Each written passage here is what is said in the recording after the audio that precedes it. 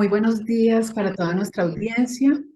Soy Elizabeth Ramírez de IAB Colombia y en nombre de IAB Colombia les doy la bienvenida a nuestro primer Digital Day del año de tendencias de publicidad digital de la mano de los expertos de nuestra industria.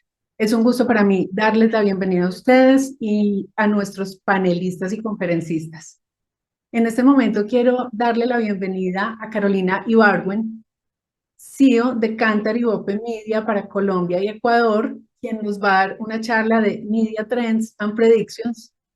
Carolina es administradora de empresas, comunicadora empresarial y de mercadeo de la Universidad EFAP International Bruselas de Bélgica y cuenta con un MBA de ESDEN Business School de Madrid, España. Además es columnista de la revista PIM, speaker de diversos temas, líder empresarial y miembro de diferentes juntas directivas. Desde hace más de 24 años ingresó a la industria de la publicidad y el mercadeo y las comunicaciones, en la que ha demostrado con éxito su capacidad de ponerse a prueba en un sector que está constantemente en transformación y crecimiento. Carolina, bienvenida, al auditorio es tuyo. Eli, muchísimas gracias. Gracias por esa presentación, por estar hoy acá con ustedes.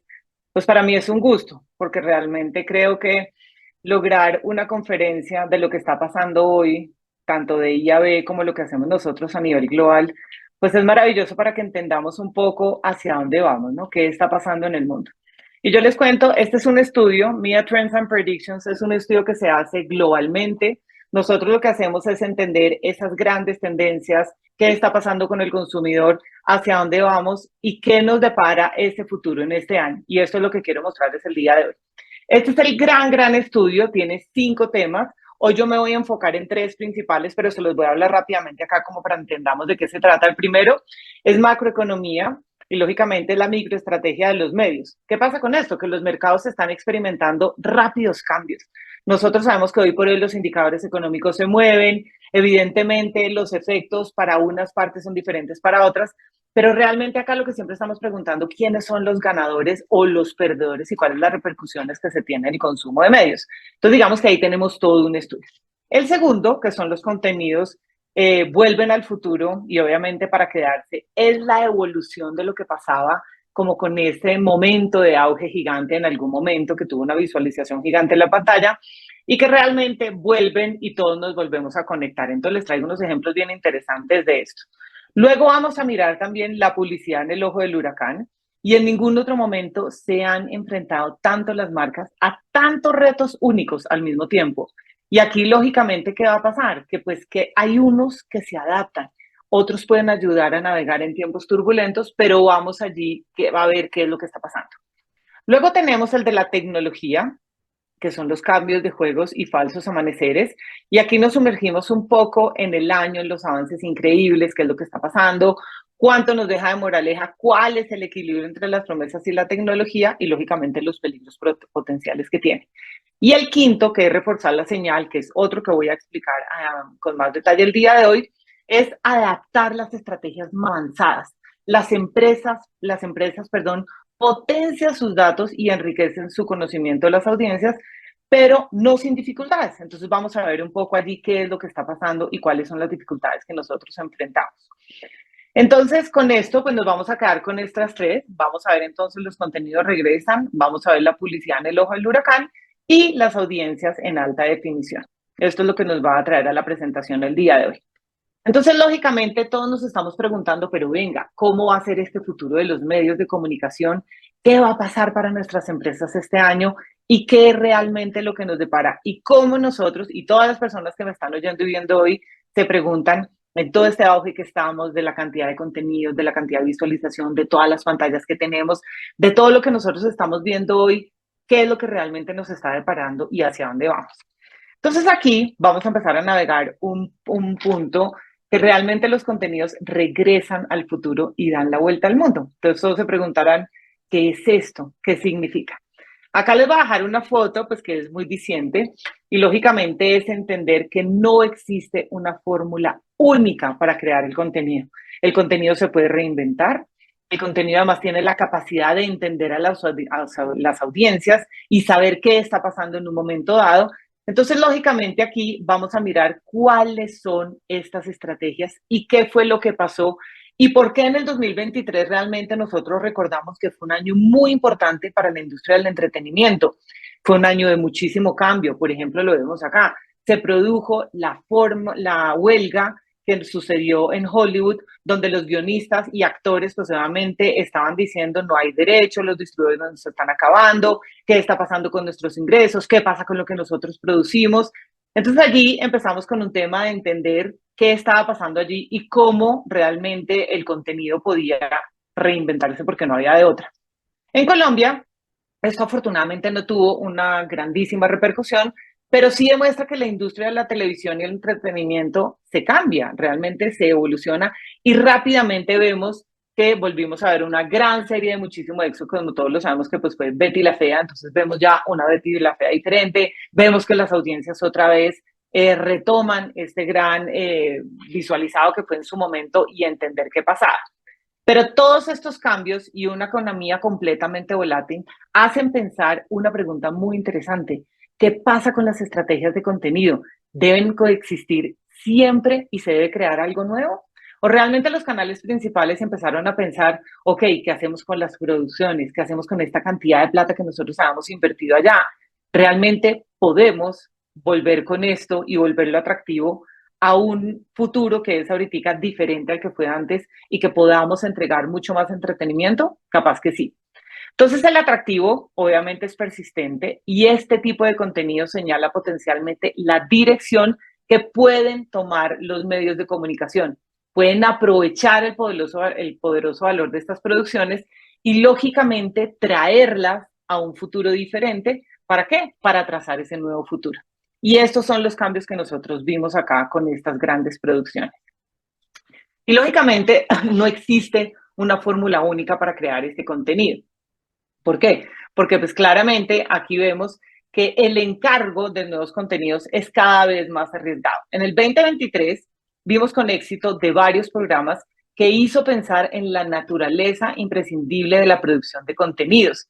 Y lógicamente, ¿por qué? Porque ya los programas de menor presupuesto, que a menudo logran una atracción similar, sino mayor muchas veces, que además uno se aterna y dice, oiga, esas producciones que le metieron tanta plata y no salen a flote, pero otras que realmente tienen o una dinámica diferente o realmente conectan con las audiencias. Es allí donde todos empezamos a decir, venga, ¿qué es lo que está sucediendo hoy por hoy y cuáles son ese tipo de audiencias que nosotros debemos atraer? Y esto indica que no existe una fórmula mágica para crear un contenido exitoso. Es allí donde hemos visto una cantidad de apariciones de diversos contenidos, la pantalla se está llenando de más cosas, pero también ¿por qué? Porque entendemos quién es la persona que está viendo ese contenido. Logramos entender a través de muchas herramientas cómo de este gran embudo vamos bajando y vamos llegando directamente a lo que las personas quieren ver y quieren escuchar día tras día. ¿Y aquí qué pasa? Que lógicamente nos adaptamos a este panorama. Las plataformas están distribuyendo estratégicamente sus apuestas con diversas líneas de contenido. Y esto claramente pues acelera mucho más las tendencias hacia todas las plataformas globales, que es el VOD, que es el video bajo demanda, ¿no? Que se encarga de contenidos de idiomas distintos. Y esto, ¿por qué se los digo así? Porque esto nos lo está demostrando nuestro estudio de TGI, donde las personas hoy por hoy prefieren consumir el contenido internacional como películas y series. ¿Y esto qué pasa? Que hoy por hoy estamos ya en un 34%, imagínense ustedes, viene creciendo mucho. ¿Por qué? Porque como ahorita yo tengo y yo soy el que decido qué es lo que quiero ver, pues claramente si internacionalmente y con diferentes idiomas a mí me están ofreciendo un contenido que me sirve a mí, pues ahí es donde empezamos a mirar que el contenido empieza a crecer. Sin embargo, incluso con todos los ingredientes correctos, no hay una receta garantizada para el éxito. Por ejemplo, los programas de alto presupuesto aclaman por la crítica y no conducen necesariamente a la lealtad por una plataforma. Y esto lo vi el año pasado en el estudio anterior, donde veíamos que claramente hoy por hoy nosotros podemos saltar de plataforma en plataforma. Entonces, ¿qué pasa? Que ya no nos tenemos que quedar con una sola, ya no es una obligatoriedad que realmente podamos pagar, además con estos contratos que antes era imposible a más de un año que yo me tenía que amarrar allí, sino que realmente yo consumo el contenido que a mí me interese. Y es ahí donde los que están produciendo el contenido, pues tienen que saber que cada vez tienen que ser mucho más precisos para, lógicamente, bajar ese desperdicio que tenemos. Entonces, si ustedes ven acá en este cuadro, pues vemos el 34% en películas internacionales y vamos viendo cómo caen hasta ciencia ficción y fantasía, que estamos en un 29%, que pues no es que sean unos saltos gigantes, pero vemos dónde está concentrado muchos malos gustos en este momento. Y claramente, ¿qué pasa? Pues que no existe una fórmula única para crear este contenido. Entonces lo vamos a ver acá y qué es lo que está pasando. Nosotros vimos, además, que lógicamente después de la prolongado cierre, obviamente por la pandemia, pues el cine tuvo una caída gigante cuando nosotros mirábamos las cifras de análisis, pues obvio no podíamos ir a cine, pero entonces empezamos a mirar cómo todo este contenido empezó a llegarnos de una manera distinta. Pero analizando ahorita, y muchas personas nos han preguntado, ¿qué ha pasado con esta vuelta al cine? Y entonces aquí lo que vemos es que hay muchísimos éxitos en cine que nuevamente volvieron a hacer taquilla, como un Top Gun, como Maverick, como Barbie, Oppenheimer, y claramente aquí vemos que se empieza a reactivar este gusto por la pantalla grande, que realmente las personas sí queremos salir, sí queremos compartir y que el momento de estar ante una pantalla de cine es completamente diferente a la experiencia a tener mi iPad, a tener mi celular, a tener mi computador, mi televisor que me sirve además para estas visualizaciones, pero podemos ver que aquí empezamos a variar un poco en este sentido. Sin embargo, el ambiente es otro atractivo para el público, como lo vemos. Entonces allí, pues claramente, ¿qué pasó con estos grandes sistemas de cine? Pues que tuvieron que invertir, lógicamente tienen que invertir en la pantalla, en este IMAX, para que esa experiencia sea muy relevante para nosotros y no me quede en mi casa como me acostumbré a verlo en diferentes pantallas. Entonces, en Colombia hemos visto que luego del segundo semestre del 2022 hubo una mayor asistencia a los cines, cerrando en el primer semestre del 23 con un 63% de las personas encuestadas de nuestra base de TGI. Entonces hay una recuperación importante a la pregunta que muchas personas nos han hecho. Mientras tanto, en el mundo de los videojuegos está difuminado las líneas entre el juego y el cine. Las gigantes como Fortnite y Roblox ahora organizan proyecciones de películas y otros eventos cinematográficos, fusionando los mundos de los juegos y el cine de formas sin precedentes en la historia. Los que tenemos hijos como de 13 o 14 años sabemos lo que está pasando con estos juegos, ¿no? Y este crecimiento de las oportunidades es beneficioso para los propietarios y distribuidores de contenido. No solo tienen más canales para llegar a sus audiencias, sino que tienen el potencial para aumentar su fuente de ingresos. Entonces, por eso es tan interesante compartirles un poco de este estudio para saber qué es lo que está pasando y hacia dónde vamos. Entonces, aquí nos preguntamos un poco, bueno, ¿pero qué sigue en este 2024? Entonces, aquí vamos a mirar que es necesario aprovechar el poder de varias plataformas de manera efectiva. ¿Por qué? Porque en el 2024 no se trata solo de tener el contenido disponible en varias plataformas. Se trata de aprovechar el poder de esas plataformas de manera súper efectiva para todos.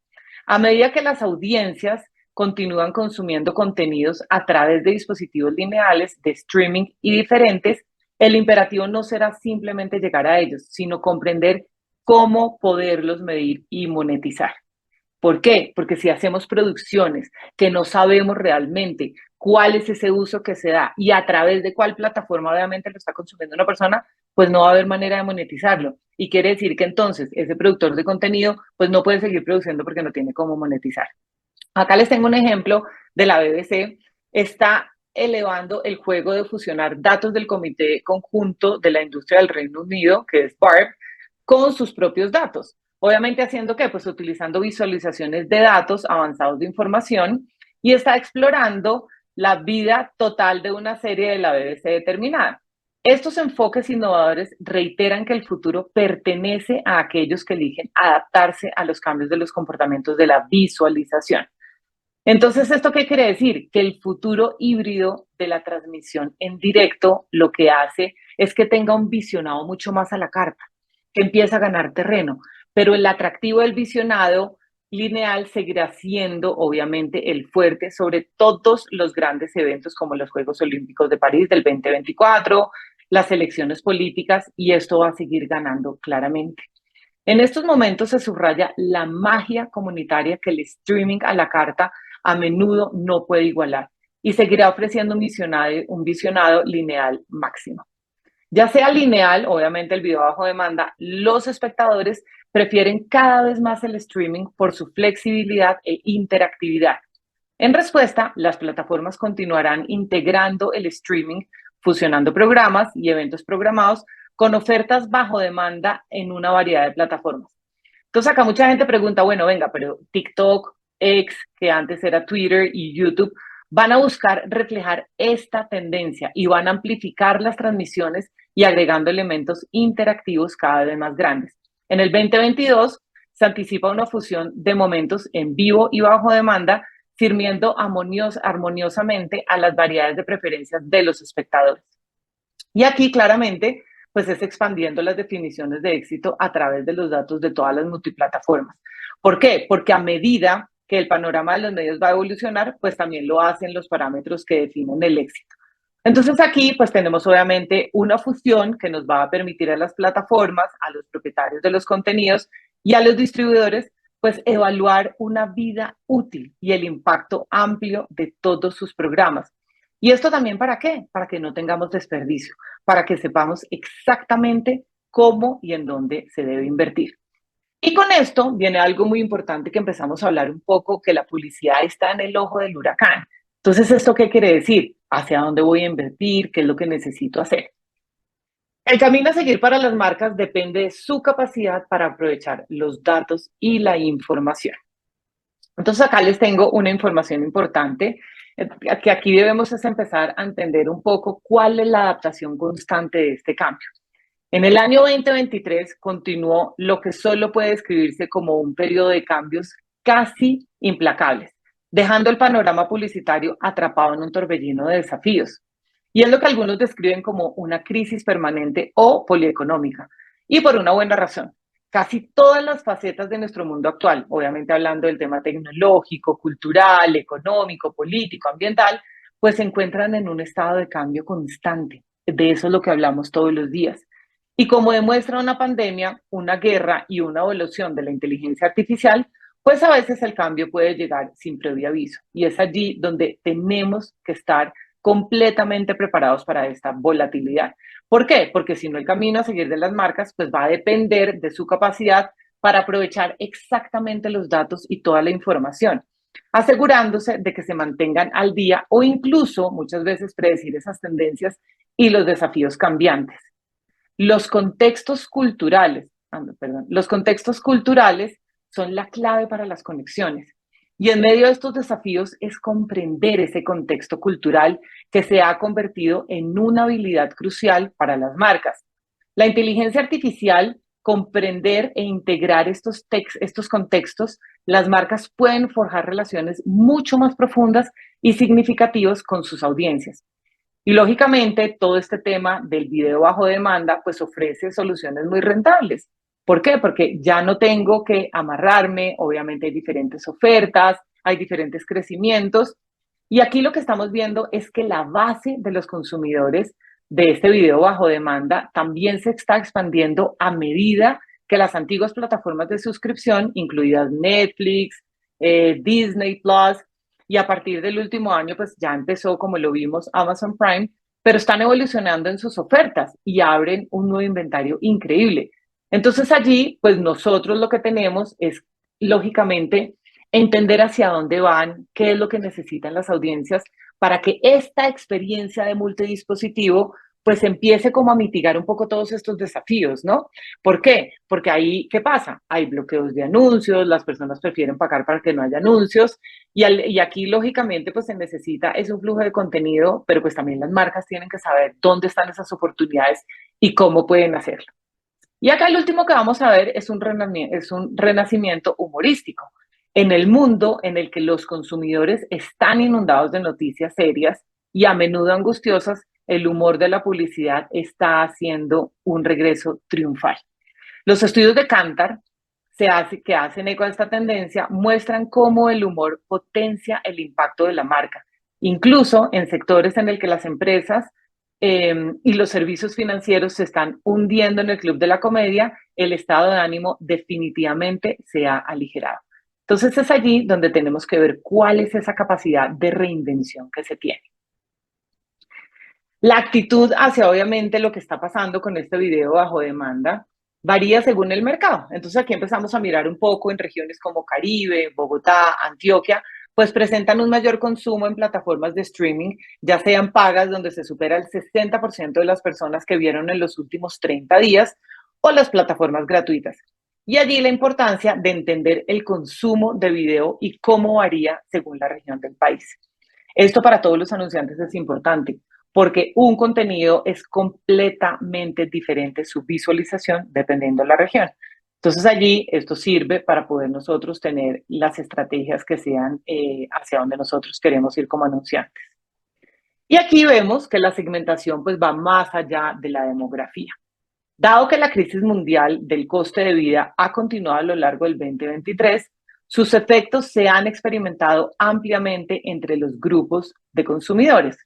Esto ha cimentado la opinión de que las segmentaciones tradicionales, basadas en la demografía por sí solas, como la edad, el sexo y el género, ya no son suficientes. Ahora también es clave entender actitudes, valores y comportamientos. Por ejemplo, las familias con los mismos ingresos pueden tener diferentes prioridades de gasto y diferentes tensiones económicas. Y es allí donde yo les decía inicialmente de este gran embudo. O sea, ya no podemos hablar de mujeres entre 35 y 45 años. Ahora tenemos que hablar de cuál es ese gusto que la mueve, que realmente está leyendo, que realmente le gusta hacer, cuál es su comida favorita, le gusta o no hacer deporte.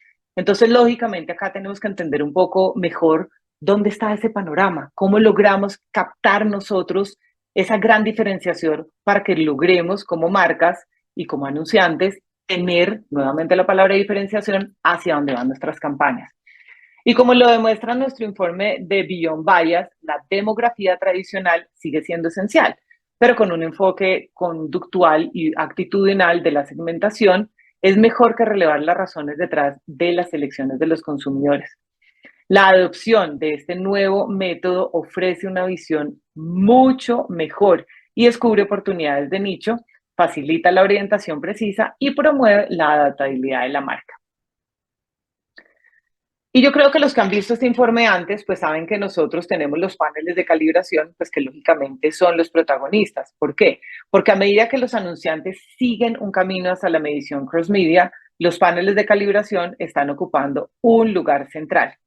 Esto se debe a que los paneles sirven como la única verdad sobre el terreno, lo que permite que tanto la parte compradora como la vendedora comprendan y aprovechen al máximo la mejor de las utilidades para sus respectivos conjuntos de datos.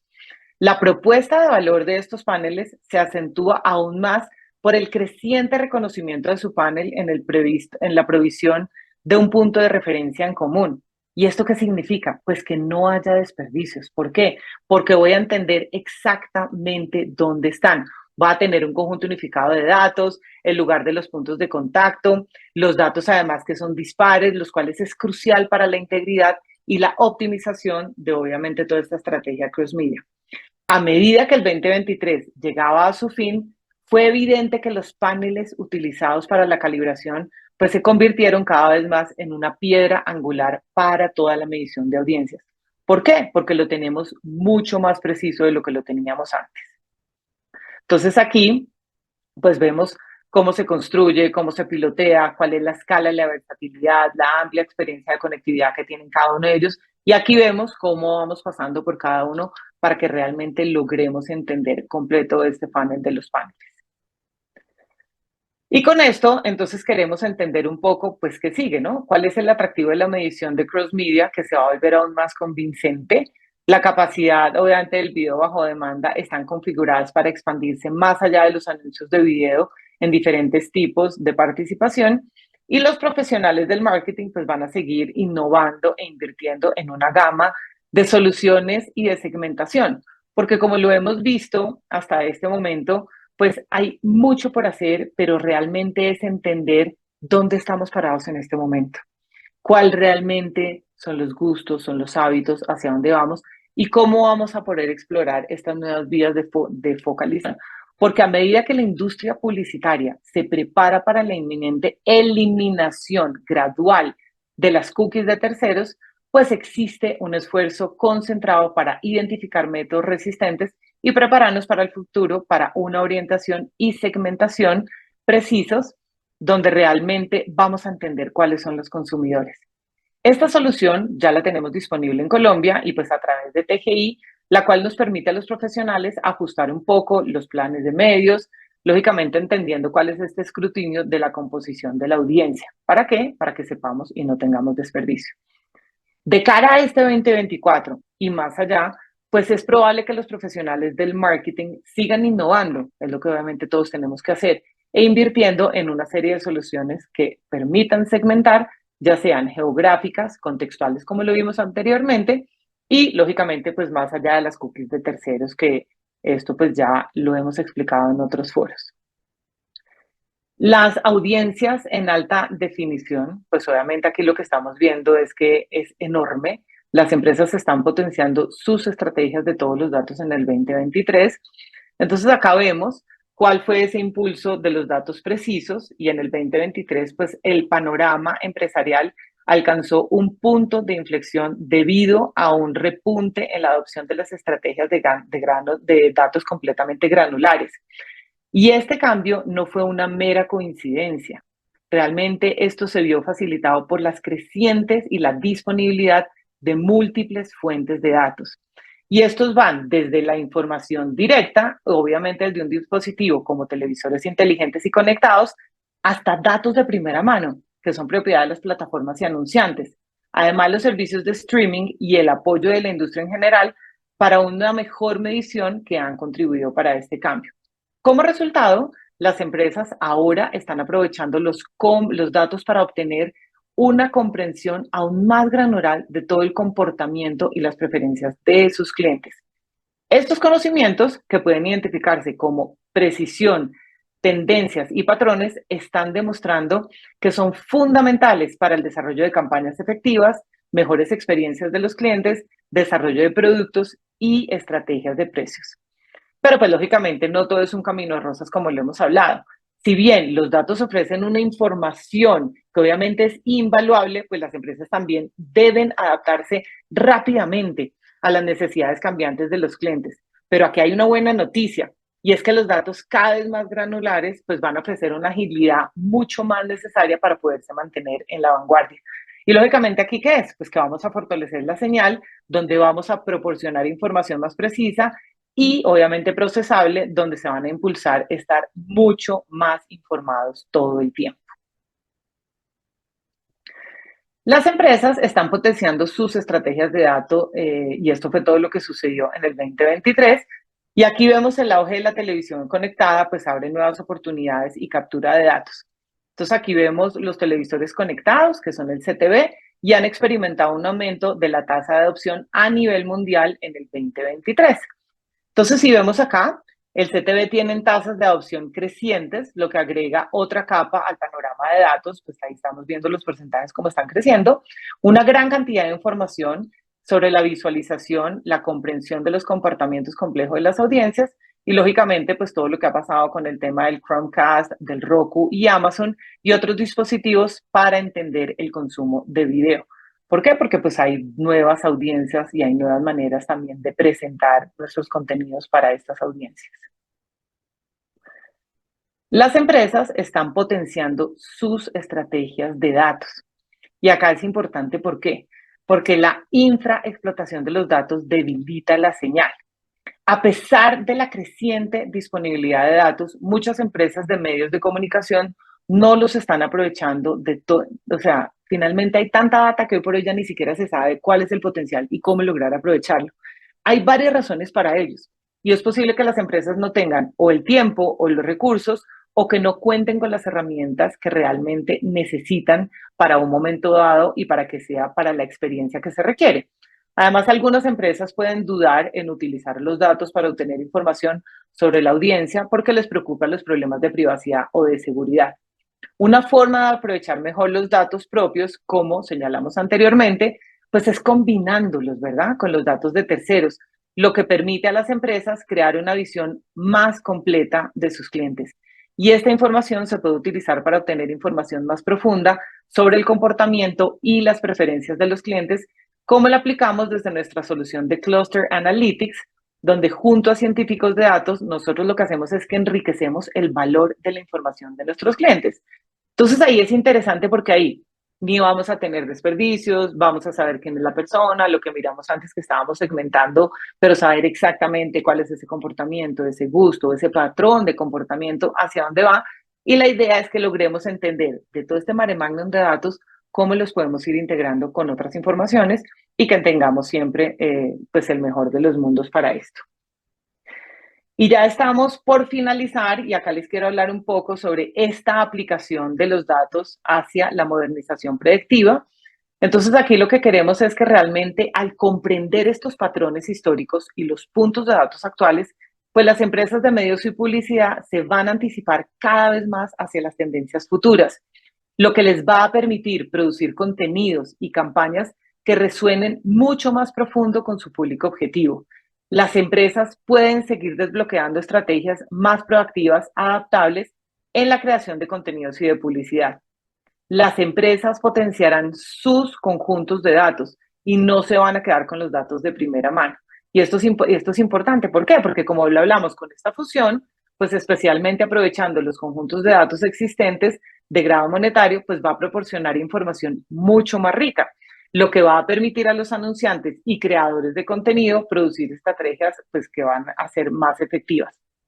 Y la diversificación de los procesos de datos, pues es el llamado a la diversidad. Y lógicamente está resonando mucho más allá de la mera representación visible. En este 2024 se espera un énfasis mucho más pronunciado en garantizar la diversidad dentro de las prácticas del manejo de datos. También habrá una mayor flexibilidad utilizando una gama cada vez más amplia de técnicas apropiadas en las formas en que las empresas utilizan los datos, desde la calibración de los datos de primera mano, con datos del panel, como se los mostré, hasta el aprovechamiento de otras fuentes de datos. El futuro realmente consiste en encontrar las nuevas formas, las alternativas de lograr maximizar el valor y el impacto de datos existentes para lograr, obviamente, su mayor efecto y que podamos entender todos estos datos. Entonces aquí, antes de finalizar, yo les quiero dejar unas conclusiones bien importantes de lo que estamos viendo. El primero, los contenidos regresan al futuro. Para entender qué tan eficaz es un contenido, es importante tener en cuenta que hay una variedad de plataformas, ya lo vimos, hay modelos de negocios y demandas de los consumidores. Por ello, las herramientas deben ser muy versátiles. ¿Para qué? Pues para satisfacer, obviamente, las demandas de los consumidores. Y aquí vamos a entender mucho más que esas necesidades son del mercado, lo que exige un planeamiento más integrado de datos, como lo hacemos desde unas soluciones que son el CAB, permitiendo entender el consumo de campañas tanto de televisión como en YouTube o como Meta. Y lo que vamos a ir mirando es realmente qué estamos haciendo allí. La publicidad en el ojo del huracán, como lo vimos, pues cada día los anunciantes se enfrentan a desafíos sociales, políticos, medioambientales y cada vez más se suman y por esto es tan importante entender este contexto en el que tienen que desenvolver, pues que es fundamental para ellos.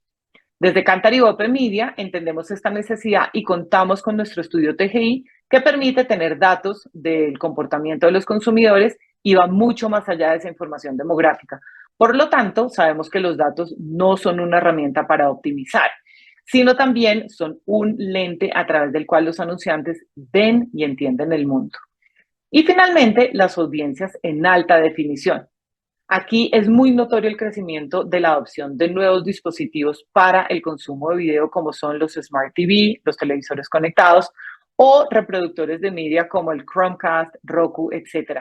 Esto ha permitido que la información sea muy minuciosa para entender el comportamiento de los consumidores en cada uno de estos dispositivos. Por esta razón, una forma de aprovechar mejor los datos propios o de primera mano es cambiarlos por los datos de terceros, lo que permite a las empresas crear una visión mucho más completa de sus clientes. Y esto lo podemos lograr a través de soluciones como el Cluster Analytics, que lo vimos, que permite dar un mayor valor a los datos de primera mano de los clientes y lo que hacemos es fusionarlos con los nuestros para enganchar de una mejor manera con todo nuestro público objetivo. Y con esto he terminado rápidamente con toda esta ilustración de estos tres pilares Aquí, lógicamente, lo que ustedes necesiten saber, pueden escribirnos, pueden seguirnos directamente conmigo, entender qué es lo que nosotros hacemos, cuáles son las predicciones. Aquí, pues obviamente, hablar es un poco sobre la que hace Kantar y Bope Media en el mundo, pero pues obviamente lo que hacemos es entender la data, transformarla y lograr estar pues de la mejor manera con ustedes para poder traducir toda esta información y toda esta data. Esta era la información que quería entregarles el día de hoy, Eli. Ok. Caro, muchísimas gracias por este resumen tan concreto que es justamente lo que nos va a dar paso a la conversación que sigue. En este momento le quiero dar la bienvenida a Juan Carlos Amper. Juan Carlos es nuestro presidente de Junta Directiva de IAB. Les voy a contar un poco de Juan Carlos. Juan Carlos tiene más de 20 años de experiencia en el desarrollo del marketing digital de la región andina, Centroamérica, Caribe. Es profesor, columnista, conferencista, jurado de las principales universidades, revistas y eventos de la región, creador de empresas como iNetwork, de NetDesign, Kryptonita Digital, NetBangers, de Market Jobs y cofundador de IAB Colombia desde el año 2006. Fue el Sales House de Microsoft Advertising para Centroamérica, países andinos y el Caribe por 7 años y es cofundador de We Are Content, primer marketplace de contenido multimedia enfocado en el mercado hispano. Juan, bienvenido. Juan va a ser nuestro moderador del panel. Bueno, Eli, muchas gracias por la introducción. Entonces, pues nada, quiero aprovechar y presentar a cada uno de los miembros de este panel que creo y esperamos que sea entretenido para todos ustedes. Lo primero, pues a Caro Ibargüen, que ustedes acaban de oír. El segundo que nos acompaña es Ignacio Gaitán. Ignacio es el presidente del Grupo El Colombiano. Nos acompaña Natalia Serna. Natalia es la cabeza de Goldfish, que es una agencia importantísima de influencer marketing. Camilo Ramírez es la cabeza de innovación de una agencia también que se llama NetBangers. Nos acompaña Manuel Hernández, que es el gerente de lealtad y experiencia de Cencosud. Y por último está Esteban Martínez, que es el agency partner en Meta. Eh, Como ustedes se pueden dar cuenta, tenemos un panel de lujo para conversar acerca de tendencias. Hablar de estos temas indiscutiblemente, pues es complejo, pero yo creo que tenemos que empezar uno por uno y ir viendo cómo nosotros les podemos dar como una luz de lo que está pasando.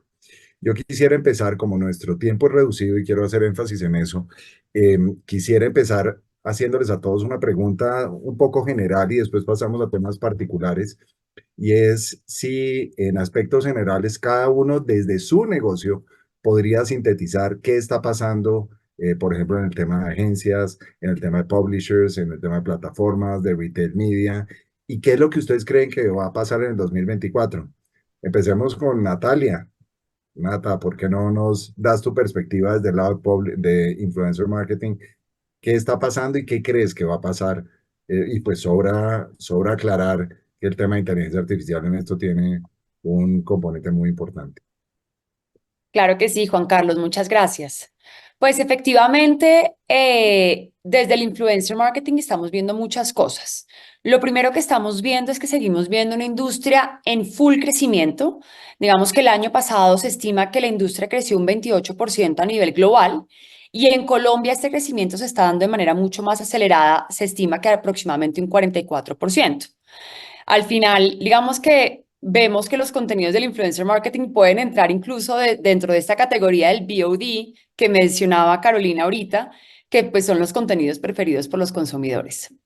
Estamos viendo también que en Colombia, digamos que la inversión como tal en influencer marketing puede llegar a representar este año unos 75 millones de dólares, lo que ya empieza a representar como un 2% de todo el gasto publicitario que tienen las marcas, que si lo vemos hace 2 años no llegábamos ni siquiera al 1%. Entonces es una industria que viene creciendo. Y adicionalmente, la percepción que tiene el influencer marketing para las marcas ha venido mejorando. O sea, lo que estamos viendo es que, por ejemplo, una encuesta que hace Influencer Marketing Hub, cuando le pregunta a las personas si van a invertir en influencer marketing este año, el 84% de los encuestados afirma que lo va a hacer. Y no solo eso, estamos viendo que los tickets promedio que piensan invertir en influencer marketing cada vez son mayores. El 23% de los encuestados dice que va a invertir el 40% de todo su presupuesto de marketing en influencer marketing. Entonces, al final estamos viendo, digamos, que una industria en crecimiento. Eso por un lado. Adicionalmente, estamos viendo cómo los creadores de contenido también, hay una explosión de creadores de contenido, ¿no? En el mundo nomás se estima que hay unos 4.6 billones de personas que usan redes sociales. De estas, alrededor de una tercera parte crea contenido en las redes sociales. Pero lo más interesante es que hay alrededor de 90 millones de personas en el mundo que se definen a sí mismas como influencers, como ¿qué haces tú en tu vida? Yo soy influenciadora. Y estamos hablando de que eso ya es más del 1% de la población global. Entonces tenemos más marcas entrando en el mercado, una explosión de creadores de contenido. Entonces al final vemos una industria en crecimiento. ¿Qué creo que va a pasar este año? Digamos que siento como primera tendencia importante es TikTok. TikTok no solo se convirtió ya en una plataforma gigante, sino se convirtió en todo un fenómeno cultural que actualmente es la plataforma, de hecho, con más horas de consumo que tiene al mes. Ya superó a YouTube, la consumen en el mes 25 horas y media, que es una barbaridad. Y además TikTok se convirtió, digamos que en el motor de búsqueda elegido por la generación Z. Entonces, digamos que se volvió casi que el nuevo Google para la gente joven. Lo segundo que veo, y como tú lo mencionabas, es la inteligencia artificial generativa. ¿Cómo llegó? Llegó para quedarse. Y creo que esto nos está ayudando a hacer al final mejor nuestro trabajo. Podemos usarla en todo, básicamente la podemos usar en edición de contenidos, en generación de imágenes, en videos, en creación de textos, etcétera. Y bueno, y lo tercero, en términos de influencer marketing, es que creo que cada vez las estrategias de influencer marketing se vuelven más data driven y analizar la data se vuelve fundamental para optimizar las inversiones y mejorar, digamos que el retorno sobre la inversión de las campañas. Bueno, Natalia, muchas gracias por esa explicación. Quiero darle el paso a Esteban Martínez. Esteban, digamos que es como la cabeza y Esteban me corrige, como de todo el tema de agencias en Meta. Entonces sería chévere entender un poco qué es lo que ustedes están viendo desde Meta a nivel del negocio de Meta en agencias y qué está pasando, pues, sobre todo, por ejemplo, con el tema de clientes directos. Claro que sí, gracias Juan y buenos días para todos. Definitivamente es algo que usted mencionó ahora, el tema de inteligencia artificial y para nosotros el Meta va desde dos partes, un poco para contarles lo que estamos haciendo y cómo se redefine la compra de la publicidad. Estábamos acostumbrados un poquito a comprar audiencias. Hoy en día los anunciantes buscan más comprar resultados y la inteligencia artificial ayuda a eso, a comprar recordación de marca en vez de alcance, a comprar ventas en vez de eh, pares de ojos y audiencias que necesitan que les llegue un mensaje. Entonces, la inteligencia artificial un poquito lo que hace es, en el caso nuestro de Meta, buscar audiencias para los productos y producir resultados de negocio, en recordación, en descargas de una aplicación, en ventas específicamente. Entonces, esa es una gran tendencia donde los anunciantes necesitan un poquito como soltar, darle libertad a los mecanismos y a las plataformas automatizadas para que consigan esos resultados. Y después está la otra gran tendencia que es la parte de la inteligencia artificial generativa, donde la aplicación práctica que nosotros vemos tiene que ver con la creatividad, ¿no? Hoy prácticamente hay una herramienta para casi todo de inteligencia artificial que permite básicamente hacer más con menos, hacer más creatividad, más piezas, más formatos, más plataformas con menos recursos, con menos tiempos de entrega. Y eso lo que va a permitir es, de nuevo, que esa inteligencia artificial ya no generativa que se usó para la creatividad, sino proyectiva, encuentre esas audiencias, que esa creatividad haga match con la audiencia que más le conviene para ese mensaje. Y una última, pues que lo mencionó Natalia, tiene que ver con los creadores de contenido, en el caso de las plataformas de Meta, que siguen siendo las más utilizadas en todo el mundo en redes sociales.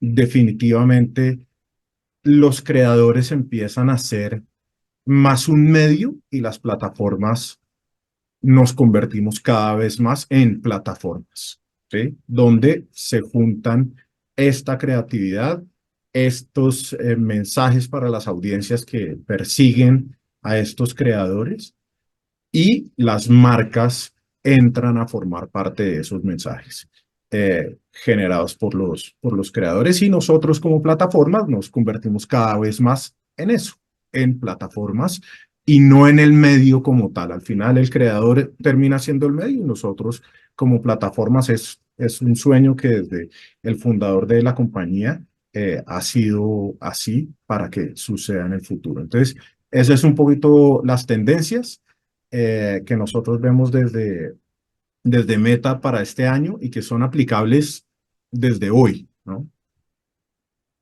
Ok, muchas gracias. Camilo Ramírez de NetBankers, ¿usted cómo ve la tendencia? ¿Cuál es la situación actual de agencias y hacia dónde cree que se va a mover este tema en el 2024? Bueno, como yo lo veo, a ver, en agencias pasa algo que yo creo que estarán de acuerdo conmigo quienes también tienen agencia y es que básicamente debajo de cada piedra del mundo hay una agencia, grande, pequeña o mediana, pero hay agencias por todos lados. Porque al final, digamos que la democratización de la tecnología ha hecho que sea muy fácil. Hace algunos años era complicadísimo tener una licencia de Photoshop, hoy está Canva. Entonces es muy sencillo producir contenido, es muy fácil, digamos, volverse agencia o salir a decir que no es agencia. Y en ese escenario yo creo que tiene que existir un cambio de paradigma en el plazo corto, y ya lo estamos viendo sobre todo con el tema de IA, y es que las agencias tienen que dejar de buscar atención y comenzar a buscar confianza. Y eso además engloba un montón de temas, ¿no? Todo el tema de cookies y un montón de situaciones que vienen hacia adelante y es qué deben hacer las agencias y cómo se van a reinventar para que no sean simplemente unos buscadores de atención y unos hacedores del anuncio más vistoso, pero que no genera en realidad confianza. Para mí ese es un primer punto y tiene que ver con el enfoque que pueda tener una muy buena agencia para llevar los clientes a un siguiente nivel, porque al final el tema del contenido ya no es el centro, es decir, ya cualquiera hace contenido. ¿Quién hace el contenido que de verdad genera ventas o que genera leads o en fin? Hay un tema que para mí es muy relevante y es la especialización de las agencias. Yo creo que de hecho en este panel es muy evidente, es decir, está sentada Natalia hace 10 años, ¿quién se iba a imaginar que iba a existir una agencia de influenciadores? Eso era como de no creer.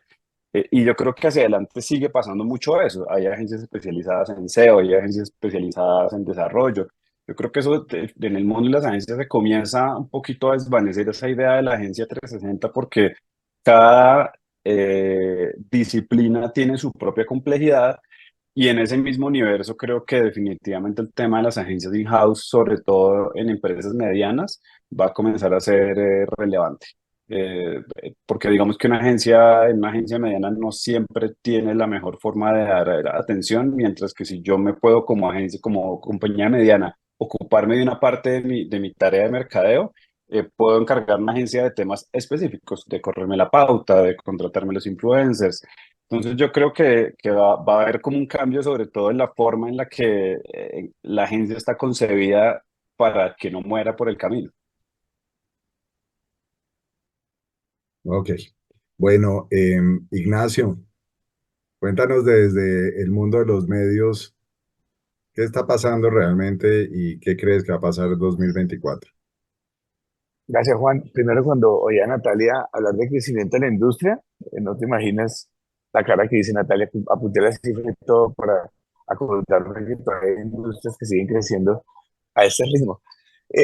La verdad es que creo que después de la muy buena presentación de Caro, nos dio un insumo para que aterricemos temas muy puntuales. Claramente yo estoy en un negocio análogo y digital, por lo tanto, como lo hablábamos, Juan, tengo retos en los dos caminos. En análogo, el primero es, la pregunta es la vida del impreso. Y lo digo porque oyendo a Esteban, la vida del impreso tiene mucho que ver cómo capturamos audiencia nosotros. Entonces, cuando yo llegué al colombiano hace 3 años, la gente cada año iba matando el impreso y sin embargo, tanto en ventas calle como en comportamiento de suscriptores, increíblemente se ha seguido manteniendo. Entonces creo que el impreso es un activo que tenemos los medios, que, sobre todo los periódicos, que tenemos que aprovechar de cara a los retos que hemos hablado esta mañana. Sin duda, crear nuevas audiencias. Tenemos una gran ventaja y de verdad que tomé mucha nota de lo que hablaba Esteban. Tenemos una gran ventaja que como creamos noticia, tenemos la posibilidad definitivamente de construir nuevas audiencias.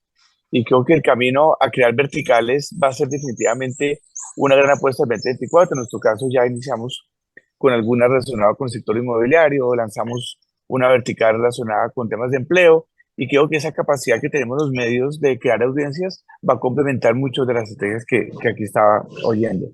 Sin duda, yo creo que Alejo Caro, el tema de darle valor a nuestra data, y hablo de los medios. Cada uno captura data y tiene un valor, la nuestra tiene ciertos valores relacionados con predecir comportamientos, gustos, irlas capturando y cruzándolas con otras marcas. Y sin duda ya hemos comenzado con el liderazgo de nuestra vicepresidencia digital, el camino a construir marketplace de data con marca, y nos ha permitido claramente eso que Caro muy bien nos exponía. Sin duda, algo que está pasando en los medios, Juan, es el trabajo colaborativo. Creo que después de tantos golpes, hoy nos sentamos no solo gremialmente, sino bilateralmente, a trabajar sin problemas los medios regionales o a trabajar con el tiempo. O creo que se ha abierto una puerta que no sucedía, y era el entendimiento que entre todos construimos más valor desde el punto de vista del medio y desde el punto de vista de las marcas. Y creo que ha sido el gran paso que hemos dado los medios impresos en Colombia. Y sin duda la última es cómo seguir dándole valor a nuestro contenido, o sea, amplificando la conversación con lo que implica inteligencia artificial, sin dar la espalda al reto de inteligencia artificial. Pero creo que el periodismo investigativo, la rigurosidad del contenido, el contenido editorial, sigue marcando una diferencia. Es una apuesta a nuestra marca, el colombiano y Cubo, y también Colprensa como parte de que formamos parte de su grupo accionario. Y creo que esos tres ejes nos hacen que el contenido sigue teniendo un valor, y en la medida que seamos rigurosos, investigativos, como pasa en nuestras marcas, seguiremos siendo un medio pertinente. Diría que son los 5 grandes retos. Bueno, mil gracias. Ahorita, pues como todos se imaginarán, vamos a profundizar en cada uno de estos temas que aquí los tenemos en línea. Y por último, darle el paso a Manuel para que nos cuente en Retail Media qué es lo que está pasando. Porque a mí me gustaría, Manuel, si te parece, ¿por qué no le cuentas un poco a la gente qué es Retail Media? Porque los otros temas yo creo que todo el mundo está familiarizado, pero todos los días oímos Retail Media, Retail Media, Retail Media, pero yo creo que hay mucha gente y hay desconocimiento de lo que verdaderamente es el Retail Media y su importancia en el contexto digital actual. Por supuesto, Juan Carlos, muchas gracias. Retail Media nace y es en este momento la tercera ola del marketing. Crece aceleradamente. Claramente el principal actor es Amazon. Y como nace el Retail Media es por la capacidad de generar, de adquirir datos de sus clientes o de los consumidores que tenemos en cada uno de nuestros retailers. Eso nos muestra una ventaja importante porque conocemos a los clientes no solamente a nivel demográfico, sino tenemos el contacto y también cómo compran, y eso nos permite tener modelos de analítica avanzada o de inteligencia artificial de cómo llegar de una manera mucho más concreta a un cliente. Con la desaparición de las cookies, esto hace mayor o se vuelve mucho más importante para los anunciantes de tomar el Retail Media como un canal. ¿Cómo funciona Retail Media? Retail Media tiene varios canales. Normalmente se tiende a pensar que solamente lo que corresponde a performance en nuestras plataformas online, pero no. Nosotros abarcamos todo el funnel de conversión desde la parte de reconocimiento de la marca hasta la conversión. Podemos hacerlo porque podemos abarcar los clientes que están dentro de nuestras plataformas online o también los clientes que van a visitar nuestras tiendas. ¿Y cómo hacemos eso? Cada uno de los retailers conocemos a los clientes porque muchos de ustedes dan su cédula al momento de pagar y ya con su cédula estoy reconociéndolo como cliente. Y eso me permite entender cómo compra, qué compra, etcétera. Con esas bases de datos que hacemos, generamos audiencias y trabajamos con los anunciantes, que pueden ser marcas endémicas o no endémicas. ¿Qué es marca endémica? Una marca endémica es una marca que está directamente relacionada con nuestros retailers. Y una no endémica es que también podemos ofrecer esas audiencias para que ellos también puedan comunicar a nuestros clientes. No es de desconocimiento que los retailers tenemos un ingreso masivo de clientes a nuestras plataformas y a nuestras tiendas, y eso hace un canal que permita dar una comunicación bien interesante. ¿Cómo trabajamos nosotros? Nosotros tenemos tres frentes importantes. El primero es toda la parte de la data, y es como tener la data centralizada en un solo sitio que nos permita tenerla organizada y conocer a los clientes de la mejor forma. El siguiente es la segmentación, que ya nos permite hacer personalización. Y esa personalización no solamente debería ir enfocada a ese contenido, digamos que a una promoción o algo directo, sino también al contenido que le voy a dar al cliente. Entonces ahí entra un poco lo que es mencionado ahorita Camilo en términos de cómo lograr la personalización o cómo lograr un contenido diferencial. Y el último y más importante es la medición. Y nosotros logramos entender muy bien a nuestros clientes teniendo medición en el canal online y en el canal offline, hablando de las tiendas, por lo que les mencionaba, conozco lo que él compra el cliente. Entonces, si yo hago una comunicación a esa audiencia, podré entender si generó clientes adicionales para la marca, si generó una venta incremental, indicadores que se vuelven ya un poco más duros al momento de tomar una decisión. ¿Cómo trabajamos nosotros con las plataformas propias? Entonces, las marcas pueden pautar en nuestro sitio web, pero también usamos medios de terceros. Meta está ahí, está Google también. También ya estamos incursionando en plataformas como TikTok, incluso conversando con agencias como la de Natalia para influencer marketing, porque todo esto se vuelve un esquema colaborativo, como lo mencionaba ahorita Ignacio, y es realmente esta generación de audiencias y esta capacidad de generar información compartida con la de los demás canales. Podemos hacer un canal muy robusto para las marcas. ¿Qué tendencias hay? El retail media nació principalmente por la parte online, pero en este momento ya estamos entrando al Digital Out of Home, en donde están las pantallas en las tiendas. Eso ya lo tiene muy evolucionado Walmart en Estados Unidos, y a través de esas pantallas, con una cámara que te puede permitir ver quién fue el que impactamos, tenemos mediciones de quiénes fueron o qué audiencia fue, con modelos de inteligencia artificial o incluso con modelos de programática para entender cuáles son los momentos de mayor tráfico y generar pauta en ese momento. Eso ya está entrando en Colombia, ya está bastante evolucionado, y yo creo que es una de las tendencias más grandes, cómo volver el retail media un canal omnicanal para todas las marcas que deseen como tal anunciar con nosotros. Ok, bueno, muchas gracias a todos. De todo lo que cada uno dijo, creo que hay varios puntos que vale la pena. Quisiera aprovechar a Ignacio, porque Ignacio tocó un tema que creo que es muy relevante, y es el tema de la calidad del contenido. Ignacio, periodistas en el mundo real versus ahora miles de supuestos periodistas virtuales que han tenido éxito sin realmente ser periodistas. Credibilidad por un lado versus incredulidad por parte de las audiencias. ¿Qué opinas de esto realmente? O sea, ¿qué opinas de la teoría? Dice al final que los medios impresos van a desaparecer, y van a desaparecer porque es que vienen otros periodistas que están creando, podríamos decir, medios virtuales muy exitosos sin necesidades de haber hecho una carrera de periodismo. Así te la pregunta, Juan. Nadie nos está viendo, entonces no va a quedar comprometido con la pregunta. Yo, estos días que estuve en modo de preparación del panel, tuve la oportunidad de hablar con varios editores, directores de medios, etcétera. Y digo que llegamos a un punto bastante divertido de conclusiones. Definitivamente el mundo lleva 20 años hablando de contrastar fuentes. Y ahorita se llama inteligencia artificial, pero antes hubo otros canales en donde fueron los grandes canales para los fake news. Y yo creo que mientras que el periodismo siga siendo relevante a través de ser una fuente creíble, hacer una fuente que contraste información, el contenido va a tener valor. El contenido simple, que sigue siendo válido para activos digitales que necesitan inmediatez, breaking news, para poner un ejemplo, creo que es muy relevante de cara a dejar titulares, y creo que el desarrollo del titular puede generarse a través de contenidos impresos o digitales. Razón por la cual en la primera parte de mi respuesta diría, Juan, que lo relevante está en que nosotros sigamos haciendo un periodismo relevante, que a través de contestar fuentes y profundizar, eso no, otras herramientas no lo han reemplazado y seguramente no lo van a reemplazar. Las otras herramientas permiten complementarnos la creación de necesidades, identificar audiencias, gustos, y a través del periodismo riguroso desarrollar. Yo diría que es una primera parte.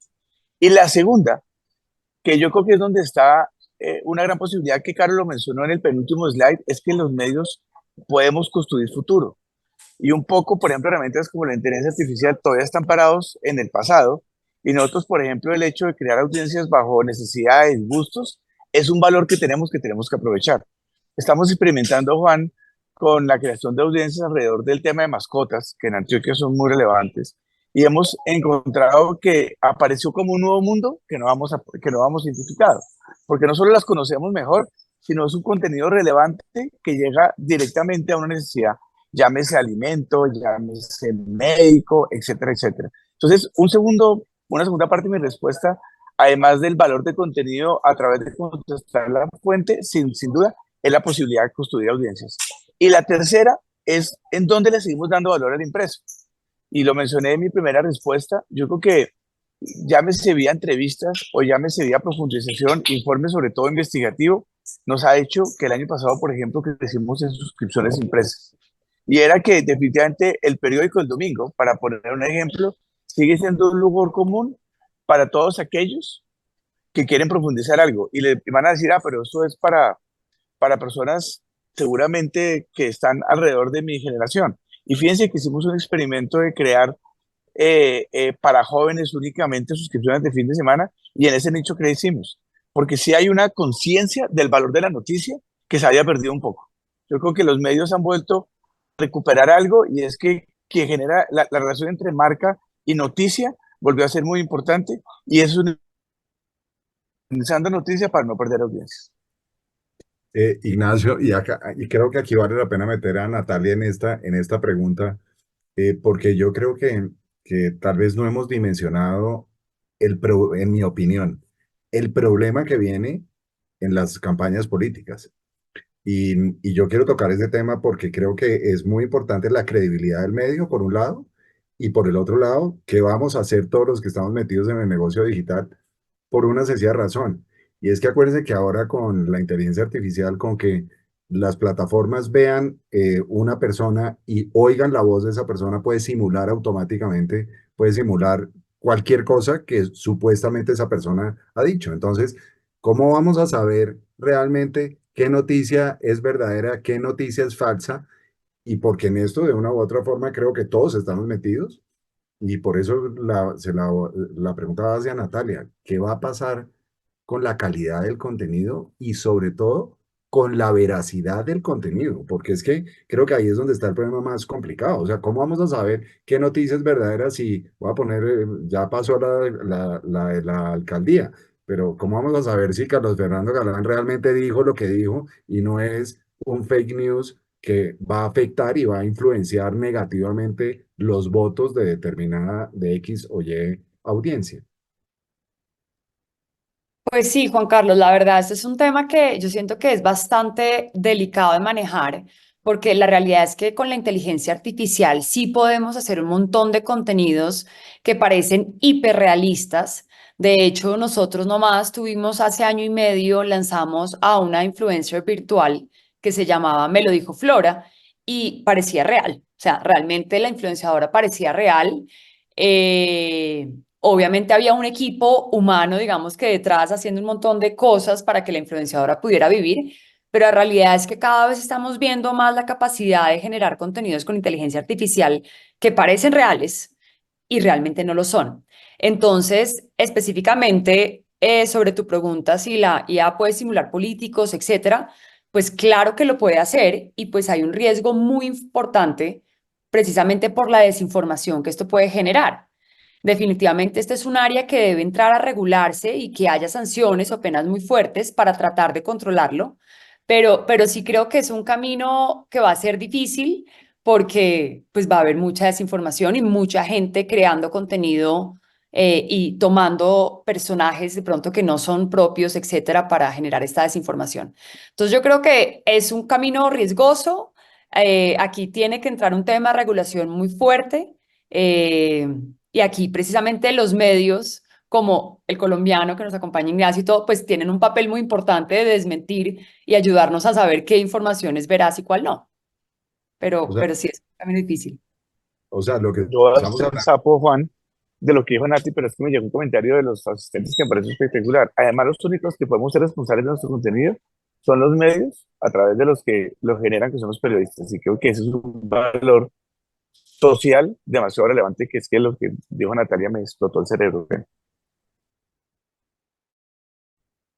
Claro, Ignacio, precisamente por eso te, digamos, concatené una con la otra, porque finalmente donde yo creo que va a ocurrir y donde está el verdadero valor de los medios en su tradición, va a ser en que los medios van a ser los únicos que van a poder eh, generarle la confianza a las audiencias de si lo que está apareciendo, llamemos, a través de estrategias de influencer marketing es verídico o no. Entonces yo creo que el verdadero valor de los medios de comunicación va a estar en auditar realmente y en generar información que sea veraz para sus audiencias, porque al final de cuentas creo que todos vamos a estar expuestos exactamente a lo mismo y esa fake news en forma permanente. Entonces creo que ese es un tema y valdría la pena que entre todos viéramos cómo vamos a trabajar. Natalia dice regulaciones para que finalmente no se desinforme a la gente como ha venido ocurriendo o como ocurre en forma permanente y que creo que es algo que no podemos dejar en una segunda instancia.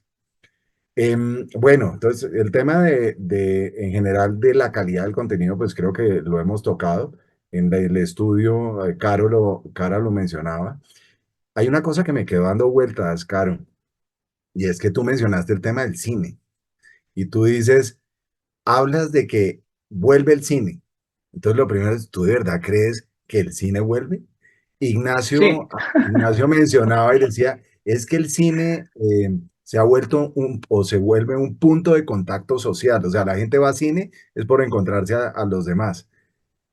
¿Tú crees de verdad que el cine va a seguir creciendo? O fue un tema estacional del año pasado con el lanzamiento de algunas películas particularmente? Yo es que soy súper Pues escéptico. no, yo te lo digo es por las cifras. Finalmente Sí. tú sabes que uno de los estudios que tenemos, pues TGI, es Target Group Index, al final del día lo que sabemos de acá es que es un estudio que abarca más de 21 millones de personas, donde tenemos estudios de más de 6.800 hogares, y allí lo que estamos viendo, y obviamente basado en la cifra neta, es que realmente en ese primer semestre del año, pues tuvimos un crecimiento del 63%. ¿Y cuáles eran las respuestas de las personas? Que realmente es un formato espectacular porque es la pantalla grande, porque te sientas, es cómodo, te dan el maíz pira, y hoy por hoy hay diferentes formatos en cine, ¿no, Juanca? Que tú vas, te atienden, te sirven, y realmente esto lo que está haciendo es que se vuelva a socializar, es que volvamos, porque hoy por hoy, ¿qué pasa? Tenemos todas las plataformas posibles. Ver una película en este aparatico, pues es que es chiquito y uno se cansa. De pronto en la casa, tenemos vino en la casa, pero cuando tú armas en combo para irnos de cine, pues se vuelve algo extraordinario. Y esto que pasa también con las tendencias, cuando evidentemente empezamos a ver que hay películas, como lo dije en la presentación, fue Barbie, fue Oppenheimer, donde realmente fueron exitosísimas en taquilla, pues empieza ese voz a voz y la gente dice, oiga, chévere volver a esos formatos. Y es lo que nosotros estamos viendo, que en estas pantallas gigantes un contenido distinto empieza obviamente a cobrar relevancia. Entonces ahí, más de lo que yo crea, lógicamente es un tema de lo que nos está mostrando las cifras, y cuando vemos estas cifras, que no es menor, pues estoy hablando de un estudio que me abarca 21 millones de personas, donde veo un crecimiento, además que la gente dice, sí, volví al cine el 63%, no dice, sí hay un formato todavía que es interesante, pero claramente, pues ahorita tenemos un destello de pantallas como lo vimos ahorita, de todo lo que hay, de todo lo que podemos consumir, pues que también empiezan de alguna u otra manera a mirar cuál debe ser ese atractivo, ¿no? Yo en lo personal, cuando volví una vez a cine, yo no me acuerdo, creo que fue el año pasado, fuimos a uno de estos formatos que te digo, y mi hijo de 13 años decía, wow, qué nota, porque el hombre pudo a través de un aparatico pedir que le trajeran el maíz pira, y él decía, wow, y este man se sentía pues, ni es que, mejor dicho, yo no sé en dónde, en el mejor restaurante del mundo, y eran unas crispetas que pidió y le trajeron. Entonces finalmente creo que se volvió una actividad nuevamente de compartir, una actividad de mirar, pero lo que pasa, Juanca, y si es muy cierto, es que hoy por hoy la competencia por el contenido es gigante y la multipantalla, que también tenemos todos los datos de lo que pasa con la multipantalla. Entonces yo en mi casa puedo ver en el video beam, en el televisor, en el computador, en la tablet, en el celular, y si ya quiero irme de parche o los invito a mi casa, me voy para cine. Pero pues un 63% es importante, dejar vuelto al cine. La verdad es que me sorprendió mucho. Esto, antes de pasar a hablar del tema de data, que no podemos dejarlo en una segunda instancia, yo quisiera aprovechar, Camilo ha sido siempre un inquieto con el tema de video. Y yo quisiera preguntarle a Camilo, ¿el video bajo demanda crece? ¿El video lineal gana terreno? Yo personalmente estuve viendo métricas de eMarketer y en Estados Unidos la televisión perdió 50 millones de televidentes en los últimos años. Camilo, ¿usted qué opina? ¿Cuál va a ser el papel de los anunciantes? El tema de Connected TV, televisión lineal, televisión bajo demanda. Porque digamos que en el estudio lo que vimos es que la televisión lineal sigue siendo un hito. ¿Cuál es su opinión? Eh, bueno, yo creo que esto es difícil opinar sobre este tema. ¿Qué es lo primero que yo veo? Cuando uno mira un poquito como el contexto de lo que ha pasado como en los últimos 2, 3 años y de lo que se ve de aquí a 2025, es que las plataformas que originalmente habían sido creadas como on demand están comenzando a generar muchos contenidos que son live. Y eso además tiene un elemento súper importante que mencionaba en la presentación, el tema de la huelga de los guionistas. Entonces, en ese momento en particular, por ejemplo, eso fue algo que saltó un poco a la vista y es, ¿y qué pasa si nos quedamos sin guionistas? Pues nos va a tocar hacer televisión live. Y eso como creo que fue NBC el que comenzó a cambiar toda la vuelta de sus contenidos y los comenzó a convertir mucho más en contenidos live y menos en contenidos guionados. Entonces, digamos, hay un tema que me parece que es importante tener en cuenta. Desde las plataformas hay un interés. Creo que, si no estoy mal, ESPN sale del combo que, digamos, como se vendía dentro de los canales para volverse una plataforma independiente. Y hay otras plataformas, digamos, como Peacock, que es una plataforma muy importante en Estados Unidos, que inicialmente era de on demand y está migrando cada vez más a partidos de fútbol, shows de la mañana, noticias locales 24/7. Entonces, digamos que sonaría raro pensar que estemos migrando hacia un crecimiento de ese video no on demand, sino como la televisión tradicional, pero en realidad sí hay mucho interés en las personas en ver en lo que pasa como en la vida real, lo que está pasando en ese momento. Y de alguna manera, pues lo vimos en la pandemia, ¿no? Todo el mundo estaba haciendo lives todo el tiempo y todo el mundo se conectaba con lives y era muy fácil de entender. Por otro lado, entonces, me decía usted, bueno, ¿cómo lo ve? Y el otro lado es, ¿y qué va a pasar con las marcas? Las marcas yo creo que tienen dos universos. El universo número uno, que es el tradicional, es todas estas plataformas de on demand están comenzando a regresar o digamos a cangrejear en sus decisiones de no vamos a tener comerciales. Ya Netflix está diciendo que van a tener unos planes, digamos, el plan más barato va a tener comerciales, y la mayoría ya están comenzando a meter un tema de publicidad con el cual pues se abre un espacio para los anunciantes. Yo creo que no es el más interesante para todos porque es un poco volver al pasado, pero existe ese espacio. Cuando uno mira otras plataformas que son completamente gratis, que están en este universo de streaming, entonces está Pluto, está Tubi, está Freevee, está Roku, que todos tienen canales en los que la oferta que además entregan es, usted aquí va a ver televisión gratis, televisión en vivo, pero con la mitad de la publicidad que vería en la televisión tradicional. Entonces, de alguna forma, pues hay una oferta que es interesante. Yo creo que el elemento donde es la gran pregunta, y esto sería interesante que algún anunciante lo pudiera responder desde su visión, y es, ¿en realidad serían capaces las marcas de crear contenido que esté en ese universo live? Porque al final las marcas pues están digamos, están guionadas, por así decirlo, pues por todo lo que la responsabilidad que implica sacar un mensaje. Pero al margen de ser patrocinador de un partido de fútbol, ¿estaría una marca dispuesta a producir contenido de verdad live y darse la pela a ver qué pasa? Yo creo que ahí es donde hay una oportunidad que puede ser interesante hacia el futuro, no sé, 2, 3 años hacia adelante. Camilo, pero fíjese ahí lo interesante. Yo, inclusive el otro día conversando, eh, ¿quiénes de ustedes siguen, por ejemplo, marcas en TikTok?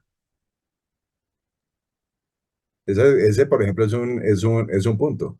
En TikTok, los medios, digamos que TikTok es la plataforma, pero los que verdaderamente crean el contenido no son las marcas, son personas. Entonces ahí viene el papel, qué papel van a jugar las marcas en un esquema de video donde está cambiando radicalmente. Mire, yo con Entonces, eso creo las una cosa marcas que tienen que es lo que buscar le es a los digo. generadores de contenido para poder interactuar con ellos. ¿Sí? Yo con eso creo algo y es que al final el contenido o la relación que uno pueda tener con la publicidad y con las empresas, esto digamos al margen de no solamente del video, es las compañías no hablan, las empresas no hablan porque no son personas y no tienen razonamiento ni personalidad. Y yo creo que en ese sentido sí estamos como yendo a un tema muy básico de comunicación humana y es que yo hablo con personas que tienen sentimientos, que tienen ideas, que piensan cosas, mientras que las compañías no tienen eso. Y es muy difícil que una compañía hoy por hoy salga a decir es que yo creo esto y soy una persona y como de hecho hace un tiempo justamente hice una publicación al respecto que era qué tan real puede ser eso. O sea, qué difícil para una marca salir a tratar de actuar como una persona cuando en realidad no lo es. Entonces yo creería que y por eso insisto en que el reto es ¿y qué tipo de formato puede salir para que las marcas tengan esa oportunidad y no que tengan siempre que utilizar un interlocutor, llámese influencer, llámese Rockstar o llámese quien sea, porque al final es imposible, las compañías son compañías. O sea, lo que vemos es que el reto que tienen las marcas es realmente importante. Quiero pasar a un tema y quiero dar la palabra a Ignacio en el tema de la segmentación. Se ha hablado y llevamos hablando de un mundo sin cookies año y medio. Llevamos hablando y diciendo que Google va a eliminar los cookies a partir de junio del año entrante, que a partir del, perdón, junio del año pasado, que no, que en diciembre del año pasado. La realidad es que viene un mundo sin cookies. ¿Qué va a pasar realmente en un mundo sin cookies cuando el verdadero valor que los medios, las plataformas, todo el mundo tenía era el acceso a la data? Y el acceso a la data va a quedar en manos de unos pocos jugadores, que puede ser el mismo Google, que puede ser Meta, y que pueden haber algunas otras plataformas que vienen trabajando en forma permanente. Ahora, ¿qué va a pasar entonces desde el mundo de los medios en un mundo sin cookies? Gracias, Juan. En nuestro caso, lo primero que hicimos, y todos lo saben, que es bastante paisaje, fue apostarle a incorporar un CDP a nuestra operación, que para serte justo en el 2021, siendo un medio impreso regional, sonaba bastante novedoso. Y a partir de eso, empezar a entender, uno, y a filtrar lo que teníamos como activo propio. Porque tú lo acabas de decir, es como borrar una parte muy importante de nuestra operación y mirar con qué nos quedábamos. Y nuestro activo eran las audiencias que son propias, y eso fue una gran noticia, porque no solo eran propias, sino que el nivel de información que encontramos, no solo individual, sino por comportamiento, era bastante importante. El segundo era derivado de lo que ya teníamos como activo propio, cómo lo hacíamos crecer, y ya se los comenté en la respuesta anterior, tenemos la fortuna de poder construir nuevas audiencias. Entonces, hemos creado campañas, Juan, por ejemplo, para construir audiencias de pymes con una marca. Entonces, eso nos permitió, por ejemplo, capturar información directa a través de hacer campañas gestionadas por nuestras propias marcas. Uno, tercero, utilizar diferentes canales para capturar data propia. Voy a ponerte un ejemplo. Los foros que tenemos unos 17 foros al año, se nos ha vuelto una fuente súper rica de data, muy segmentada, muy específica, muy relevante de cada de las marcas. Y el cuarto, que es la última etapa que hemos construido, es el cruce de data con otras marcas. Sin duda, como lo hablamos hace un rato, las datas enriquecidas con uno más dos definitivamente da un mejor producto. Y esto implica romper las barreras con todo el cumplimiento normativo, obviamente, derechos de autor, habeas data, todo lo que tenga que ver, pero evidentemente ese cruce de datas con marcas muy relevantes se nos ha vuelto un activo muy importante, porque sorprendentemente, sin tener una data de mucho volumen, tenemos una data de mucha calidad, lo cual de cara a las marcas, y haciendo ese cruce que les hablaba del marketplace, se ha vuelto muy relevante. Pero eso no es la última milla. Y un poco, Esteban lo decía hace un rato, la última milla es eso qué valor tiene para la venta o para la reputación. Y ya estamos en la última etapa de hacer campañas a riesgo, oigan esto, a riesgo con marcas. Una vez hacemos el cruce y miramos el desempeño de esa data de cara, por ejemplo, a mejorar tráfico en lugares transaccionales. Sigue siendo un activo muy importante la calidad y un activo muy importante la capacidad de crear. Y un activo también muy importante, como en los medios son un lugar de confianza, que muchas marcas han abierto la posibilidad de enriquecer la data propia con nuestra data y nos está empezando a generar un espectro mucho más amplio, no solo para monetizar, sino como lo dijo Caro al principio, para conocer mejor las audiencias, Juan. Pero entonces, confírmame si lo que entendí es lo adecuado. Ustedes migran de tener un DMP, para los que no saben, un Data Marketing Platform, a un CDP, que es un Customer Data Correcto. Platform, que centraliza toda la información. Y lo que están haciendo en este momento, adicional a eso, es trabajar en construyendo. Ustedes tienen su First Party Data, pero también están comprando data y están enriqueciendo la data de ustedes.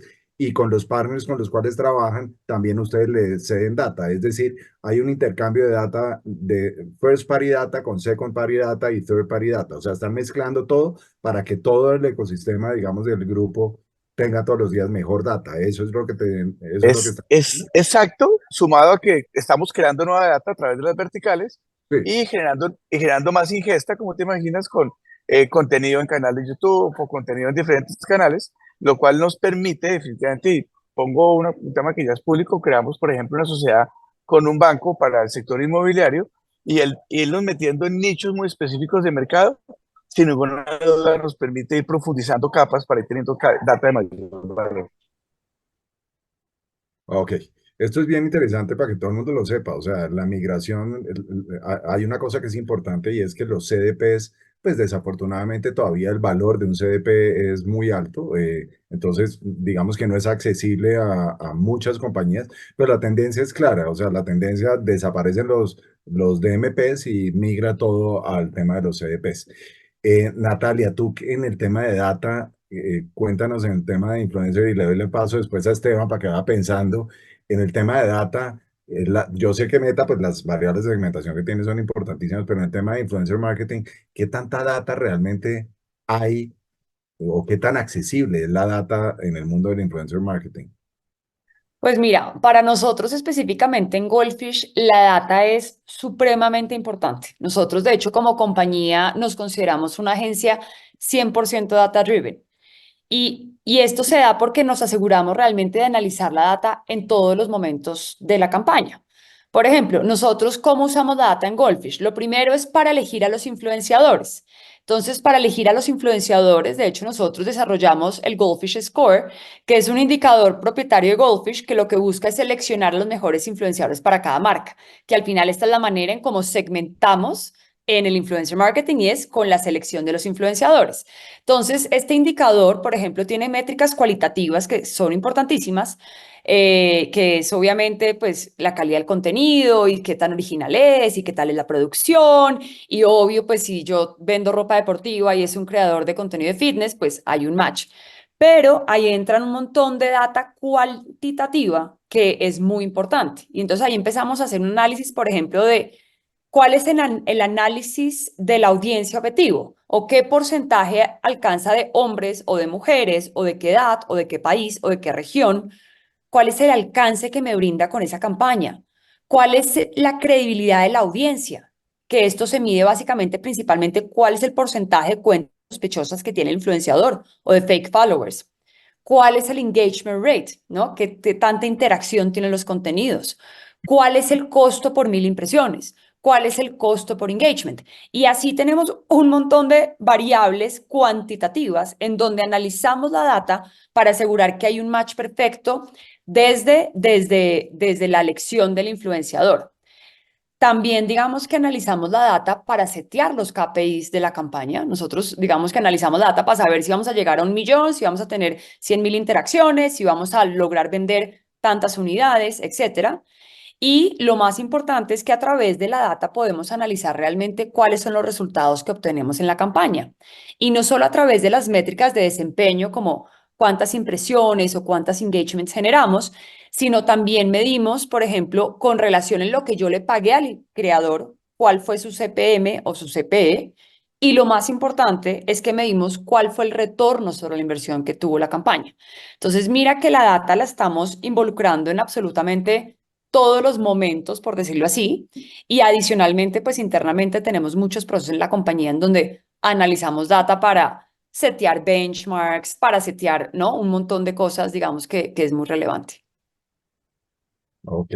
Bueno, Esteban, ¿cuál es el verdadero valor al final de la data en Meta? ¿Eso es todo? O sea, el verdadero diferencial que tiene Meta es su data.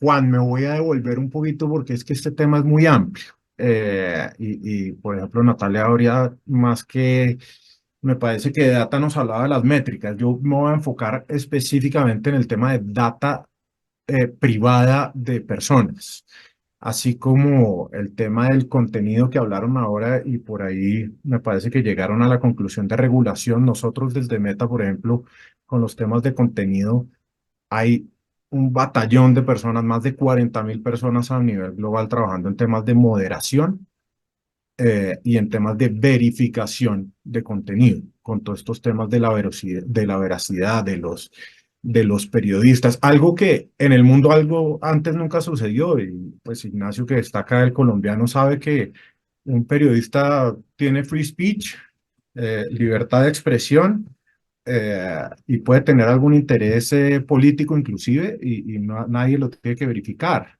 o nadie lo va a verificar. Hoy en día en las plataformas existe la verificación, existe la moderación de contenido y hay regulación en curso. Para meterme en el tema de la data, sin extenderme tanto, básicamente hay unos principios para manejar la data y menciono dos fundamentales. El primero tiene que ver con la privacidad, el poder preservar esa privacidad, y en el caso de que un anunciante quiera acceder a esa data de personas, deberá estar anonimizada y agregada.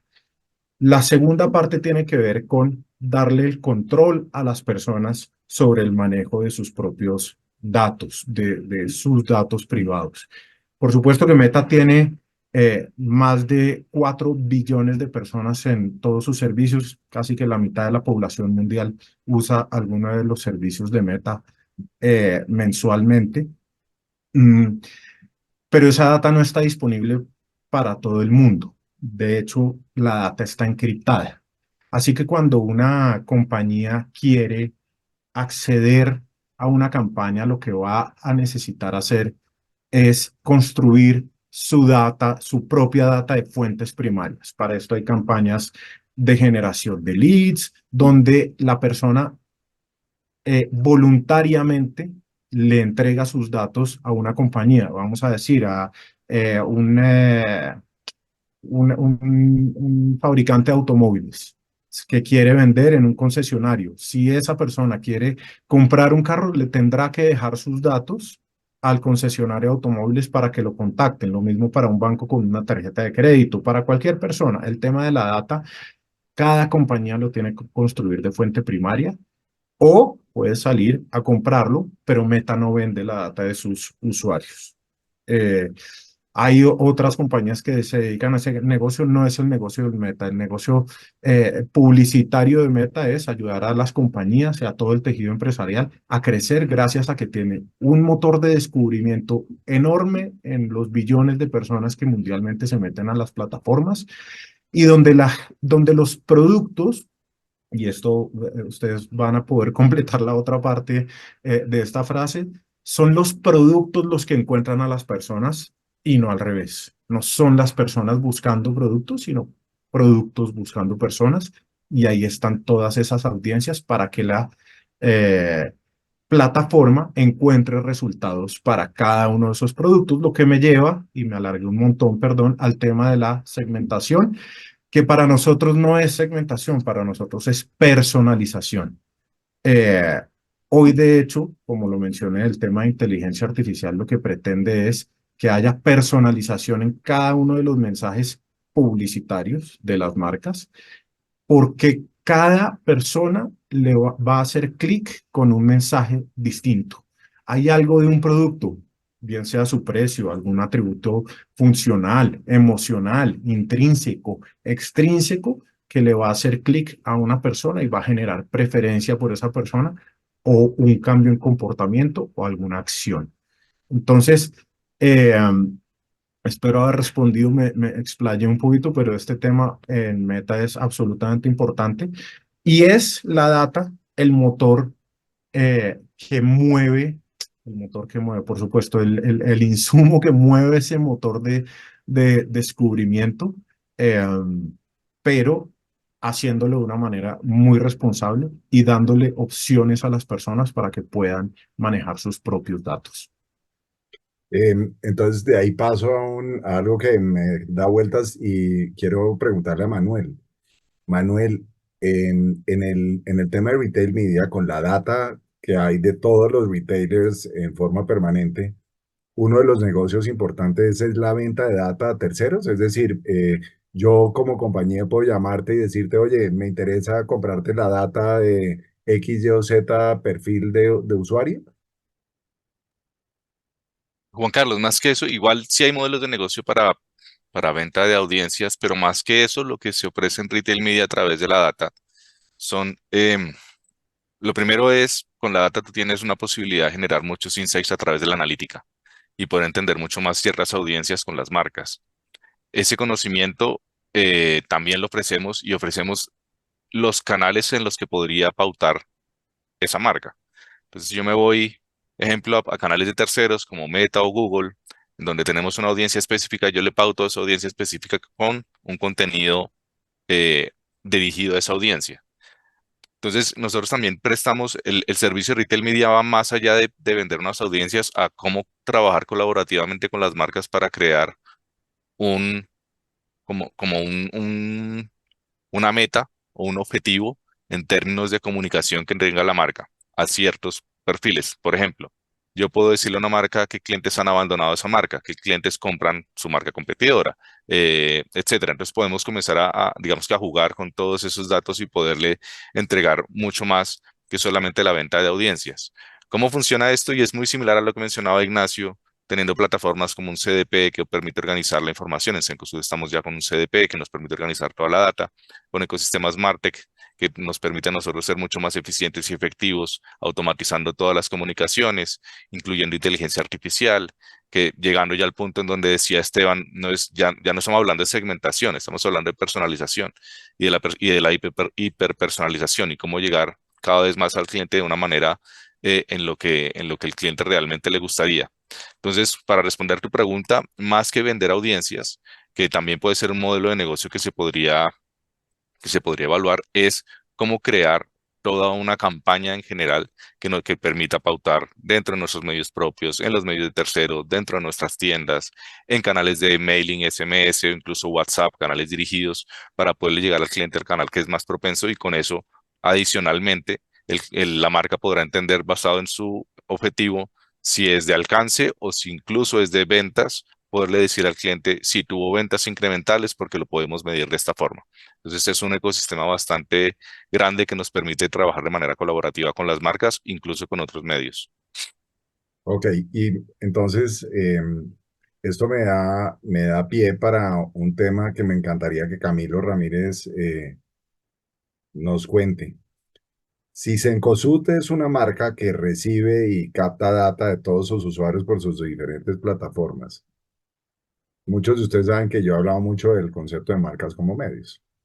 Finalmente, ¿usted qué opina cuando esa misma experiencia que toma Cencosud para captar data la puedan empezar a tomar las marcas para hacer exactamente lo mismo? O sea, no necesariamente yo tengo que ser un retailer o tengo que hacer una tienda por departamentos, llamémoslo así, para poder recoger data, sino que eso mismo lo pueden hacer las marcas. ¿Y qué opina del concepto entonces de marcas como medios en este contexto? A mí siempre ese concepto me ha llamado mucho la atención porque al menos en el papel suena muy bien y pues bueno, yo lo he escuchado a usted hace muchos años con esa historia y en realidad desde la teoría me suena como tal vez el universo al que uno quisiera llegar. Lo que siento que pasa ahí es que siempre hay un gran problema y es la capacidad producción con calidad de parte de las marcas para responder, digamos, a esa idea de volverse un medio, porque al final un medio tiene capacidad humana, tiene capacidad tecnológica para generar contenidos de excelente calidad y vuelvo a lo que mencionaba al comienzo con el tema de las agencias. Al final cualquier marca lo que tiene que tratar de construir es confianza, no necesariamente buscar atención. Y para generar confianza, pues tengo que hacer ciertos tipos de contenidos que me implican definitivamente un trabajo mucho más largo. O sea, digamos que si uno lo mira como en términos generales, generar contenido desde una marca para responder a esas audiencias que han sido cuidadosamente seleccionadas y toda esta historia, yo tengo que poder generar una estrategia, hacer una producción, distribuir ese contenido, posicionar ese contenido y además después sostener esa estrategia en el tiempo para que no que genere una pieza interesante y después nunca volví a salir adelante, ¿no? Que llamémoslo porque se viralizó, por la razón que sea. Entonces me parece que desde el lado de los medios el reto está en y de las marcas, perdón, sí serán capaces de sostener esa producción de contenido a la altura del nivel de contenido que vemos ahora. Es que yo siento que aquí además como que confluyen un montón de temas, ¿no? Hace un momento hablábamos, creo que lo mencionó Natalia, y es no necesariamente se habla de youtubers, sino se habla de generadores de contenido. Y en este momento uno encuentra generadores de contenido de una calidad, a mí me parece sorprendente. Digamos que esto sí es hiper subjetivo, pero yo no veo televisión, yo veo YouTube. Y me sorprende el nivel de creadores de contenido que se mezcla con lo que hablábamos del tema del periodismo y esas hacen excelentes crónicas y son, pues, digamos, peladitos que uno no creería que lo pueden hacer. Y están en este momento las marcas compitiendo con ese contenido que es de excelente calidad, hiper relevante para las personas eh, y creo que por eso terminamos cayendo en el universo de, pues yo mejor le pago a ese influencer o a esa persona, pues para que porfa me meta ahí de alguna forma chévere dentro del contenido y no me doy esa paliza de tratar de poner el contenido a la altura en la que está todo el mundo porque siento que es difícil. Y se puede hacer una vez, pero son capaces las marcas de mantenerlo en el tiempo de verdad, de hacer una apuesta. Digamos, yo lo he tratado de hacer con marcas con las que trabajo y siento que la gasolina se acaba por el camino, porque además las marcas quieren resultados ya. Y la generación de contenido definitivamente es un ejercicio de prueba y error en el que una cosa te salió bien, la otra de pronto no, y de pronto después de 25 que salieron mal sale una bien y normalmente no hay tiempo ni hay presupuesto para esa experimentación, pues, y termina siendo algo reservado para marcas que tienen presupuestos muy grandes con los que pueden jugar, pero en el resto del universo de las marcas creo que no es tan viable. O sea, en otras palabras, si una marca quiere meterse en esto, definitivamente tiene que meterse la mano al bolsillo y montar unos departamentos precisamente para poder lograrlo, porque no tiene otro mecanismo. O sea, Sí, uno no puede ser un medio sin tener la infraestructura para tenerlo. Ese es de una u otra forma lo que usted está mencionando. Bueno, y de quiero acuerdo. terminar y para darle paso a algunas personas que han enviado unas preguntas que quisieran que nosotros contestáramos. A ver, aquí hemos hablado de inteligencia artificial y todos sabemos que esto está cambiando completamente el paradigma y todos somos conscientes que la calidad del contenido hoy lo pueden generar seres humanos o lo pueden generar máquinas. Yo les pregunto una cosa, aquí el verdadero equilibrio del negocio publicitario va a estar entre el papel que juegan los seres humanos y las máquinas. O sea, yo creo que aquí es donde viene el tema de fondo. Y es que van a cambiar, y como todos lo oímos todos los días, cambia el papel de las profesiones de los seres humanos. Natalia, ¿tú qué opinas en este caso con lo que tú mencionaste, que creaste una influencer que era virtual y finalmente, ¿qué es lo que va a pasar? ¿Cuál es el papel verdadero de los seres humanos en todo este proceso? Mira, la realidad es que yo siento que para específicamente la industria del influencer marketing, los seres humanos son el centro de todo. Pues nosotros, a diferencia de cualquier otro medio, nuestros medios de comunicación son de carne y hueso, o sea, los creadores de contenido son personas reales. Y sin estos creadores, pues no existiría el influencer marketing. Además, digamos que, de hecho, el mismo propósito de Goldfish es darle una voz a las marcas a través de personas reales. Y creemos firmemente en que precisamente una marca se logra conectar con su público objetivo de una manera mucho más poderosa, mucho más disruptiva, mucho más genuina, mucho más auténtica a través de una persona real. Entonces, mira que para nuestra industria específicamente, el poder que tienen los seres humanos es brutal. Obviamente, cuando combino las personas, el contenido, los datos, la inteligencia artificial, seguramente puedo lograr mejores cosas, pero al final creo que el poder que tiene la persona es fundamental. Como les contaba a un inicio, nosotros tuvimos una experiencia con Me lo dijo Flora, una influencer virtual, y la realidad es que nos dimos cuenta que al final Flora, para que fuera posible, tenía un equipo detrás, un equipo de seres humanos detrás que decidía cómo iba a ser Flora, decidía cómo iban a ser los contenidos. Al final los contenidos sí eran hechos con inteligencia artificial, pero era un equipo de personas detrás quienes pensaban en toda la estrategia y hacían posible que Flora estuviera al aire. Y tuvimos el proyecto, este fue un proyecto en conjunto con Dirty Kitchen, no sé, cómo tuvimos un año casi metiéndole la ficha al proyecto, y lo que nos dimos cuenta es que el nivel de engagement, de interacciones, de alcance que teníamos con las publicaciones, pues no era lo suficientemente poderoso o superior a una persona real. Entonces, como que dijimos esta vuelta, y al final es un proyecto costoso, porque al final lo que te digo, había un equipo de personas reales haciendo posible a Flora. Entonces, en mi experiencia y específicamente para la industria del influencer marketing, los seres humanos son el centro de todo. Sin los seres humanos, pues nuestra razón de existir no la tendríamos. La inteligencia artificial sin duda nos va a ayudar mucho para hacer mejores contenidos, para ser más creativos, pero al final son las personas las que les piden a la inteligencia artificial qué hacer y son las que logran generar esas conexiones auténticas con su público objetivo. O sea, al final volvemos a lo mismo. La inteligencia artificial no sirve para nada si no hay seres humanos detrás que la administren. Y ese es el cuento. Y con esto, Caro, tú que llevas muchos años trabajando en el mundo del marketing, que has visto la evolución de lo que viene pasando, ¿tú te apuntarías a decirme qué cargos van a desaparecer en la industria del mercadeo? Perdón, en el área de mercadeo. Mira, Juanca, yo creería que más que vayan a desaparecer, yo pienso que es una reorganización. Finalmente, yo creo que la inteligencia artificial, como lo han dicho, pues en los seres humanos no funciona.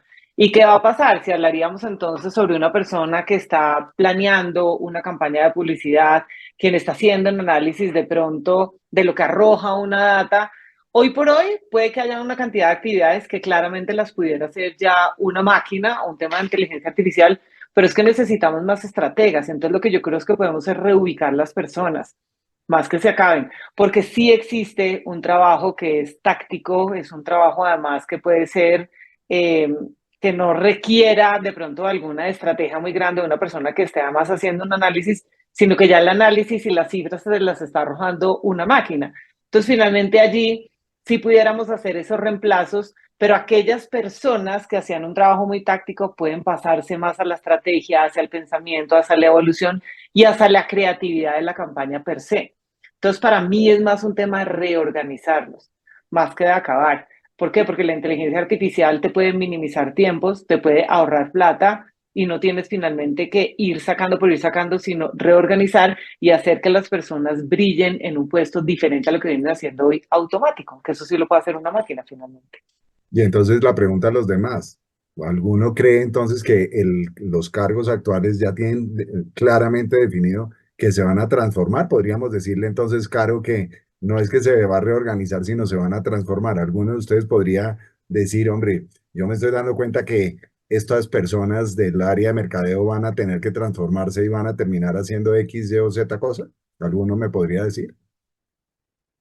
Yo ahí le aporto algo al respecto. Mire, yo creo que el tema, lo que inicialmente o más poderosamente va a pasar es que los equipos de mercadeo tienen que volverse mucho más enfocados en estrategia y en creatividad para crear mensajes poderosos que generen confianza, que bla, bla, bla, bla, y menos irse a la forma, porque yo creo que la forma es lo que termina solucionando la inteligencia artificial muy bien. Es como antes era impensable que uno pudiera sacar un anuncio de un carro en 3D volando que está en llamas y hay una persona real saliéndose porque eso eran horas y horas de producción. Y eso terminó pasando a un segundo plano y entonces ahora es el verdadero reto. Ya no vamos a convencer a la gente con imágenes impactantes, tenemos que convencerla con mensajes impactantes. Hace un momento mencionaban algo muy interesante del humor. La inteligencia artificial difícilmente hace humor, ¿no? Le pide chistes y por más esfuerzos que haga son malísimos y no sorprenden. Entonces yo creo que ahí el humano viene siendo muy importante porque es el que le da ese toque justamente humano, el que genera la empatía con las personas en los mensajes. O sea, lo que usted plantea es, la gente va a tener que utilizar su cabeza mucho más de lo que la está utilizando en este momento. Sí, Les cuento lo que me pasó. sí, Puse una oferta de empleo en Computrabajo y una de las personas, y eso me pasó hoy que dije, hasta esto ya llegamos, y es que le hice 3 preguntas por mail o por LinkedIn y la persona con seguridad que le dijo a OpenAI que me contestara las preguntas y se le olvidó quitar un entre corchetes en la respuesta. Eran 3 preguntas, era súper obvio. Yo dije, hasta esto hemos llegado. O sea, realmente lo que es un hecho es que la gente va a tener, vamos a tener que preparar a los profesionales para que piensen. Finalmente, es como Literal. un poco lo que veo. Bueno, no sé si alguno quiere aportar algo adicional antes de pasar aquí tenemos 3 preguntas. No sé si alguien quiere aportar algo adicional. Tal vez yo desde el punto de vista Martech, donde en el área de marketing o ya entran los científicos de datos que los mencionaban ahorita, los mismos desarrolladores, y claramente todo lo que dijo Camilo que lo expuso muy bien, pero se vuelve un ecosistema en donde están los pensadores de marketing con toda el área de tecnología que permite automatizaciones, que permite personalización. Entonces hay nuevos talentos, nuevas áreas que se necesitan dentro de las compañías para que también las personas se enfoquen y esos talentos van a tener que crecer porque al final son los que piensan. Es como complementar un poco también en tema de Martech. Pero entonces eso está relacionado con una pregunta que hace aquí alguien, que hizo alguien, Manuel, y dice, eh, ¿cuáles son los softwares y programas más usados en análisis de datos? Eso lo pregunta Fabio Tavera y dice, entonces, finalmente pueden haber muchos softwares, pero el análisis de datos lo tienen que hacer seres humanos. Y Entonces, más que la misma herramienta, porque herramientas hay muchas y las herramientas se acoplan a la necesidad de la compañía. No podría decir ahorita cuáles son las mejores herramientas porque seguramente en el retail tenemos algunas herramientas, de pronto en el medio de publicidad hay otras, pero lo más importante es la capacidad de análisis y cómo tener personas que logren trabajar con esa data y entregar los principales insights para tomar decisiones. ok, Caro y Esteban después. Dime, Caro, ¿qué ibas Sí, a...? sí, Juanca, realmente hoy por hoy ese análisis sí lo deben seguir haciendo las personas. Como bien yo lo presenté en uno de mis slides, claramente lo que está sucediendo es que si tú tienes una cantidad de información, construyes además cómo desglosar la data, porque la data per se no sirve para nada. Finalmente yo te puedo vender a ti toda la data que tú quieras, pero eso no sirve para nada. Si empezamos a cruzar la data, dependiendo del análisis que lo requiera el publisher, que lo requiera el que realmente necesite, ahí vamos a necesitar personas que logren extraer esa data hacia el camino hacia que vayan. Porque, ojo, una misma data cruzada con otra siempre te puede dar resultados diferentes. Y es allí donde la misma máquina no puede seguir operando sola. Ahí sí que pena, pero es dependiendo lo que se requiera y por eso yo lo expliqué en uno de los slides. Hoy por hoy el mundo y todas las oportunidades que trae hoy por hoy el marketing y todas las oportunidades que nos trae hoy la visualización es esa experticia que vamos a tener en ese cruce de data. Y una sola data no es la única fuente. Nosotros producimos toda la data del mundo, pero cruzada con otra data pues siempre va a dar una potencia diferente. Y es allí donde eso no se nos puede olvidar. La inteligencia artificial eso no lo va a reemplazar, Juanca. Por eso, Necesitamos ahí tener esa... hay una oportunidad entonces gigante definitivamente en el tema de científicos de datos. O sea, eso sigue siendo un tema que Absolutamente, es un total. crecimiento importante y las compañías tienen que trabajar en ese tema. Esteban, ¿ibas a hacer un comentario ahí? Sí, un poco preguntaban sobre el software. La verdad es que desde Meta nosotros creemos un montón en el código abierto y hay muchísimas soluciones de código abierto, por ejemplo, para el análisis del impacto publicitario o de otras variables sobre o la inversión de marketing sobre los resultados de un negocio. Hay una herramienta que desarrolló Meta, es de código abierto como la mayoría de las cosas que se desarrollan en esta compañía, que se llama Robin y es un Marketing Mix Modeling, es un MMM, donde hay toda una comunidad alrededor de científicos de datos eh, disponibles para ayudar a las compañías a implementar esta solución de Marketing Mix Modeling. Y para aportar un poco sobre la transformación de las áreas de marketing, pues es evidente. Hoy en día, Natalia le mencionó, existen compañías como Goldfish y Manuel también en todo este ecosistema. Creo que el ecosistema no va a parar de desarrollarse y sobre todo de especializarse, bien sea en manejo de data, de métricas, en moderación de contenido, en producción de contenido. Hay muchísimas aristas en todo, en desarrollar al final, seguir desarrollando capas de tecnología sobre las tecnologías existentes que permitan hacer más, mejor, con menos. Ese es un poco hacia donde se ve que viene el mundo. O sea, lo que estoy entendiendo, Esteban, es en Meta hay unas plataformas de código abierto que pueden ser utilizadas por las diferentes compañías para análisis de datos y demás que, pues, que se pueden Le aprovechar. doy un ejemplo, y le doy un ejemplo de un desarrollo de inteligencia artificial. En el 2016, la compañía lanzó una gran máquina de aprendizaje que se llama PyTorch de código abierto.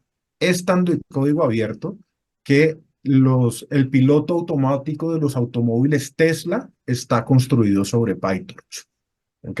Entonces, es una compañía que cree muchísimo en el tema del código abierto.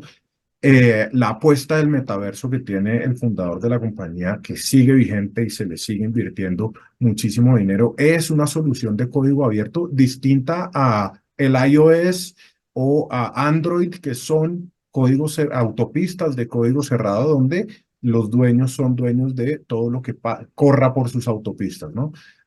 Por ahí viene el tema de los cookies, por ahí viene, al final es esas compañías diciendo, esta es mi autopista, usted paga los peajes para andar. En el código abierto esto no pasa. Y por eso Meta desarrolla tecnologías de código abierto para que el ecosistema se siga desarrollando y se siga montando en inteligencia artificial, en soluciones de comunicación entre las personas y entre negocios con personas. Yo que, a ver, hay otras preguntas que nos mandaron, pero creo, Eli, no sé si alcanzamos a tener otra pregunta o te doy Faltó paso. una pregunta, estamos a 3 minutos de Sí, acabar. ok. Digamos que y Nata, si tú me confirmas, Diego Andrés Franco Rodríguez manda, ¿es posible medir la efectividad de influencer marketing en términos de conversiones? No sé si lo que yo voy a contestar está bien y es que básicamente es colocarles UTMs a las acciones que se coloquen desde el lado de influencer marketing o hay otro mecanismo para medir conversiones en el mundo del influencer marketing. Sí, Juanca, efectivamente, como tú dices, sí se puede medir conversiones en el mundo del influencer marketing. Sí debería estar atado a darle a los influenciadores UTMs personalizadas para medir realmente la conversión que generó cada uno de los contenidos de esos influenciadores. Otra de las maneras que lo hemos hecho es también con códigos de descuento únicos por influenciador, en donde podemos también traquear la efectividad y digamos que las conversiones que generó cada uno de ellos. Obviamente no aplica en todos los casos, tienen que ser clientes que tengan, digamos que, no sé, un fuerte canal de e-commerce, que sean ya clientes o marcas que estén bien posicionadas, etcétera.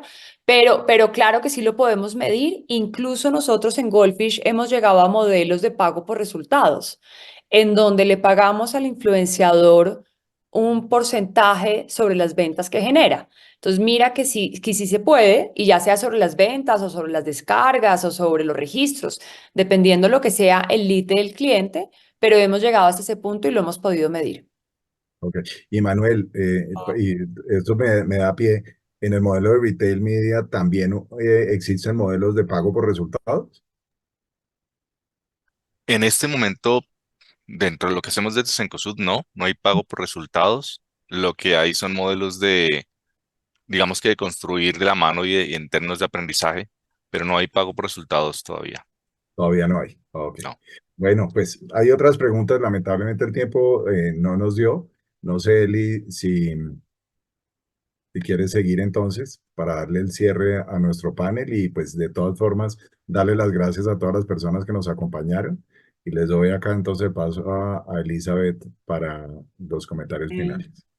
Ok, Juan, a ti muchísimas gracias, a Natalia, Carolina, Manuel, Esteban, Camilo, Ignacio, que se tuvo que ir un poquito más temprano. Muchísimas gracias a todos ustedes son afiliados nuestros, son nuestra razón de ser y pues de todo corazón desde IAB les damos las gracias por ayudar a construir estas conversaciones en pro del crecimiento de la industria. También quiero agradecer a MediaStream por el apoyo en la transmisión, también afiliado nuestro.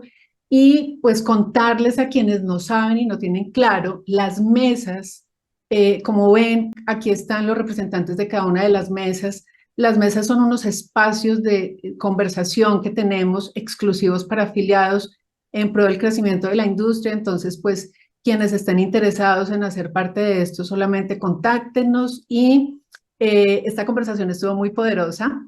Esperamos seguir teniendo más conversaciones de este estilo, así que la invitación es el 22 y 23 de mayo en el próximo IAB Day, en el Cubo de Colsubsidio, donde tendremos muchas más conversaciones de este estilo. Muchísimas gracias a todos por la participación y hasta IAB.